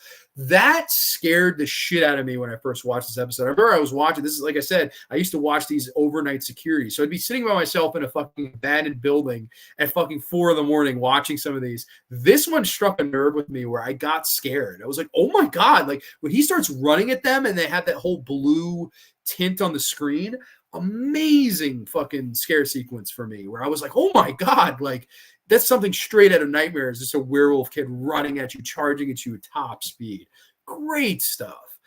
As he runs at them and you get werewolf versus vampires. Very cool kind of finale to this episode. Larry Drake gets picked off, which is like, I mean, it is what it is. But I mean, overall, I really fucking enjoy this episode, man. I think the secret is so good. I always thought that second twist really put it over the top, like I said, from being ordinary to extraordinary. That one twist, I was like, I didn't see that coming. Very clever. And I think it was an interesting kind of trip on the whole adopting a kid thing, right? Like, of course, we have, the Orphan movie, which a lot of people like. I enjoy that movie as well. I've reviewed it on the show.